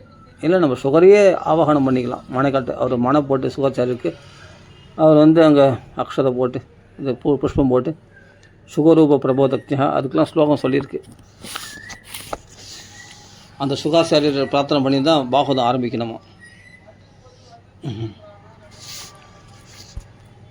சுகரூப பிரபோதக்ஞா சர்வசாஸ்திர விசாரதா ஏதத் கதா பிரகாஷேன மத அஜ்ஞான விநாசய அப்படின்னு சுகருக்கு ஒரு பலகை போட்டு அந்த சுகர் இடத்துல இந்த ஸ்லோகம் சொல்லி புஷ்பத்தை போடணும், அக்ஷதை இல்லாட்டி புஷ்பம் போடணும். பகவானுக்கு ஒரு பலகை போடுவோம் இல்லையா, பகவான் புஸ்தகம் போடுறோம் இல்லையா, பாகவத புஸ்தகம். அந்த பாகவத புஸ்தகத்து மேலே புஷ்பத்தை போடும்போது இந்த ஸ்லோகத்தை சொல்லணும். ஸ்ரீமத் பாகவத ஆக்கியோயம் பிரத்யக்ஷ கிருஷ்ண ஏவஹி ஸ்வீகிருதோசி மயாநாத முக்தியர்த்தம் பவசாகரே மனோரதோ மதியோயம் சபலஹ சர்வதா த்வயா நிர்விக்னேனைவ கர்த்தவியம் தாசோகம் தவ கேசவா அப்படின்னு இந்த ஸ்லோகம் சொல்லி புஷ்பத்தையோ அக்ஷதையோ போடணும். அதில் அந்த புஸ்தகத்தில் அந்த புஸ்தகத்துக்கு பூஜை பண்ணணும், புஷ்பங்களால் அர்ச்சனை பண்ணணும். ஏன்னா புஸ்தகம் வேற இல்லை, பகவான் வேற இல்லை. அதனால சொல்ல ஸ்ரீமத் பாகவத ஆக்கியோயம் பிரத்யக்ஷ கிருஷ்ண ஏவஹி, இந்த பாகவத புஸ்தகமே கிருஷ்ணஸ்வரூபம் அப்படின்னு புஷ்பங்களை போடணுமா. தூபதீபங்கள்லாம் காட்டணும். புஷ்பங்கள் இந்த புஸ்தகத்துக்கு தூபதீபங்கள்லாம் காட்டணும், பகவானுக்கு தூபதீபங்கள்லாம் காட்டணும். பகவானுக்கு புஷ்பங்களால் துளசினால் அர்ச்சனைகள் பண்ணணும், அவர் மாலைகள்லாம் அணிவிக்கணும், நல்லா அலங்காரப்படுத்தி நம்ம பூஜை ரூம் எப்படி வச்சிருமோ அப்படி வச்சுக்கணும். கற்பூர தூபதீபங்கள்லாம் காட்டி பகவான் நைவேத்தியம் பண்ணி பூஜைகள் பண்ணணும். இதெல்லாம் சொல்லப்பட்டிருக்கிறது. பகவானத்தில் என்ன பிரார்த்தனை, என்னுடைய மனோரதங்கள்லாம் நீ தான் நிறைவேற்றின கிருஷ்ணா அப்படின்னு பிரார்த்தனை பண்ணிக்கணும். மனோரதோ மதியோயம் சபலஹா சர்வதாத்வயா, இந்த பாகவதம் 7 நாள் விக்னம் இல்லாமல் எனக்கு முற்றி கொடு கிருஷ்ணா அப்படின்னு பிரார்த்தனை பண்ணிக்கணும். நிர்விக்னேனைவ கர்த்தவியோ தாசோகம் தவ கேசவா, கிருஷ்ணா உன்னுடைய தாசன் அகம், தாசோகம் தவ கேசவா எனக்கு அனுகிரகம் பண்ணு கிருஷ்ணா அப்படின்னு பிரார்த்தனை பண்ணிக்கணும். அதே மாதிரி சுகாச்சாரியராக உட்கார வைக்கிற அவரிடத்துல பிரார்த்தனை பண்ணிக்கணும். இல்லை சுகருக்கு ஆசனம் போட்டிருக்க அந்த பலகையிலே சுகர் நினச்சிட்டே நம்ம சொல்லலாம். சுகரூப பிரபோதஜா, சர்வசாஸ்திர விசாரதா, சர்வசாஸ்திரங்களை கற்றுணர்ந்தவரே, சுகரூபர் சுகஸ்வரூபியே, ஏதோ கதா பிரகாசேன அது அஜ்ஞான விநாசைய, இந்த பாகவதத்தை எனக்கு புரிந்து கொள்ளும்படியான ஞானத்தை நீ எங்களுக்கு கொடுக்க வேண்டும், என்னுடைய அஜ்ஞானத்தை போக்க வேண்டும் இந்த பாகவத ஞானத்தினால அப்படின்னு சுகரத்தில் பிரார்த்தனை பண்ணிக்கணுமா. இதெல்லாம் கடைபிடிக்க வேண்டிய முறை. 7 நாள் சப்தாக முறைப்படி பாகவதம் படிக்கிறவங்க. ஸ்ரவணம் சர்வதர்மேபியோ வரம் மன்ய தபோதனாக வைகுண்டஸ்தோ யத கிருஷ்ணா ஸ்ரவணாத்தியஸ்ய லப்யதே. இதெல்லாம் கேள்விப்பட்ட உடனே நாரதர் சனகாதி முனிவரத்தில் பிரார்த்தனை பண்ணுறார். ஸ்ரவணம் தான் எல்லா தர்மங்களை விட சிறந்தது. எனக்கு கதை கேட்குற பாக்கியம் எனக்கு கிடைச்சது இந்த பாகவதத்தை. ஸ்ரவணத்தினாலே பரிசுத்து வைகுண்டநாதனை அடைந்து விட்டார். அதனால் ஸ்ரவணத்தினாலே பகவானை அடைஞ்சிட முடியும், கிருஷ்ணனை அடைஞ்சிட முடியும். அதனால் ஸ்ரவணம் தான் எல்லா தர்மங்களை விட சிறந்தது அப்படி நான் தெரிந்து கொண்டிருக்கிறேன் என்று நாரதர் சனகாதி முனிவரத்தில் பிரார்த்தனை பண்ணுறார். உங்கள் வாக்குனால் நான் சிரவணம் பண்ணது எனக்கு அதாவதுன்னா கதை சொல்கிறார் இல்லையா யார் சனகாதி முனிவர்கள், அவரிடத்துல பிரார்த்தனை பண்ணுறார். நாரதர் சொல்கிறார், ஸ்ரவணம் சர்வதர்மேப்பியோ வரமன்ய தபோதனர்களே, ஸ்ரவணம் தான் எல்லாத்தை விட சிறந்தது என்று நான் நினைக்கின்றேன். நான் நினைக்கின்றேன். வைகுண்டநாதனை அடையத்துக்கு இந்த ஸ்ரவணத்தை விட சிறந்த ஒரு சாதனை கிடையாது அப்படின்ற. வைகுண்டஸ்தோ யத கிருஷ்ணா ஸ்ரவணாத்தியஸ்ய லப்யதே, ஸ்ரவணத்தினாலே பகவான் கிடைச்சிட்றானே அப்படின்றார். அந்த சமயமாக பார்த்து அந்த இடத்துல சுகாச்சாரியர் சேர்ந்தார். சனை படன்னு அவருக்கு நம்மளாம் நாம ராம ராம ராமன் ஜபிஷன் இருக்கோம் இல்லையா, அவர் பாகவதமே ஜபமா, பாகவத்தையே ஜபிஷன் வருவார் அவர். அந்த சமயத்தில் அங்கே சேர்ந்தார். அந்த இடத்துல பார்த்தா சனகாதி முனிவர்கள் இப்படி கதை சொல்லி கொண்டு இருக்கும் பொழுதே பிரகலாதன் வந்துட்டாராம். பிரகலாதன் தாளம் போட்டாராம், ஜால்ரா போட்டாராம். பிரகலாத தாளதாரி, பிரகலாத தாளம் போட்டாராம், கரதாளம். தரளகதிதையாக உத்தவ காம்சியதாரி, உத்தவர் ஜால்ரா போட்டாராம். வீணாதாரி சுரரிஷி, தேவரிஷியான நாரதர் வீணை வாசித்தாராம். ஸ்வர குசலதரியா ராககத்தா அர்ஜுனோ ஆலாபனம் ராக ஆலாபனம் பண்ணுறதுக்கு அர்ஜுனன் வந்துட்டாராங்க. இந்திரனே மிருதங்கம் வாசிக்கிறாராம். இந்திரோ அவாதின் மிருதங்கம் ஜெய ஜெய சுகரா கீர்த்தனை தே குமாராக. சுகாச்சாரியர் ஜெய ஜெயான்னு சொல்லி பாவ பக்தாக, அது சனகாதி முனிவர்கள் சொல்லக்கூடிய கதைக்கு ஏற்ற மாதிரி பாவங்களை அபிநயம் பண்ணி காமிக்கிறாராம் யார் சுகாச்சாரியார். எத்ராக்குரிய பாவ பக்தாக சரச ரச்சனையா வியாசபுத்ரோ பபூவ. இப்படிப்பட்ட பாகவதர்கள்லாம் சேர்ந்து இந்த பாகவதம் மேலே நடக்கும்பொழுது சனகாதி முனிவர்கள் கதை சொல்ல, நாரதர் வீணை வாசிக்க, அப்படிப்பட்ட பிரகலாதர் தாளம் போட, கரதாளம் போட, உத்தவர் ஜால்ரா போட, இந்திரன் மிருதங்கம் வாசிக்க, இப்படிலாம் நடக்கும்போது அர்ஜுனன் ஆலாபனம் பண்ண, இப்படி ஒரு பாகவதம் மேலே நடக்கும்போது அங்கே பகவான் வரமாட்டானா, அங்கே பகவான் பிரத்யக்ஷமாக வந்துட்டானா. பிரத்யக்ஷமாக உங்களுக்கு என்ன வரம் வேணும்னு கேட்டானா. எங்கெங்கெல்லாம் பாகவதம் நடக்கிறதோ அந்த இடத்துல இது போல் அவருடைய ஆசைகளை நிறைவேற்ற வேண்டும் என்று வரமாக கேட்டுக்கொண்டார்கள். ததாஸ்துன்னு சொல்லிட்டு பகவான் மறைஞ்சிட்டான். அதனால் அப்படியேப்பட்ட இந்த பாகவதம் அருமையான பாகவதம். அதனால் ஸ்ரீமத் பாகவதம் புராண திலகம் எத் வைஷ்ணவானாம் தனம். புராணங்களுக்குள்ளே திலகம் வச்ச மாதிரி ஒரு பெண்ணுக்கு அழகே திலகம் வச்சாதான். அந்த திலகம் இல்லைன்னா மூலி மூஞ்சா இருக்கிற பார்த்தா அந்த பெண்ணை பார்க்க பிடிக்காது இல்லையா. ஒரு மூலி மூஞ்சா திலகம் இல்லாத ஒரு பெண்ணை பார்க்க பிடிக்குமா? அவலட்சணமாக இருக்கும் இல்லையா. ஒரு திலகம் வச்சாதான் அந்த பெண்ணுக்கே ஒரு லட்சுமி கடாட்சம்.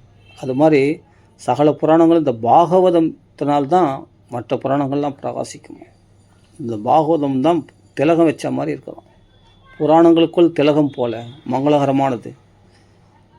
ஸ்ரீமத் பாகவதாக்கியோயும் ஸ்ரீமத் பாகவதம் புராண திலகம் எத் வைஷ்ணவானாம் தனம். உலகத்தார்களுக்கு எதனா தனமாக இருக்கட்டும், சொத்து சுகம் என்ன காரு பங்களா இதெல்லாம் அவங்களுக்கு சொத்தாக இருக்கட்டும், பணம் பெரிய தனமாக இருக்கட்டும், எதனா இருக்கட்டும், அவங்களுக்கு மற்ற விஷயங்கள் தனமாக இருக்கலாம். ஆனால் வைஷ்ணவர்களுக்கு இந்த பாகவதம் தான் பெரிய சொத்தம். இந்த பாகவதம் இருந்துட்டால் போதும், மற்ற தனங்கள்லாம் அவங்களுக்கு வேண்டாம். வைஷ்ணவர்களுக்கு தனம் இது அவ்வளோ சந்தோஷம். சொத்து இருந்தால் என்ன பண்ணும்? சொத்து எதுக்காக? சந்தோஷத்தை அனுபவிக்கிறதுக்கு. அந்த சொத்து இருந்து எல்லாரும் சந்தோஷமாக இருக்கிறாங்களா? பௌதிகவாதிகள் இல்லை.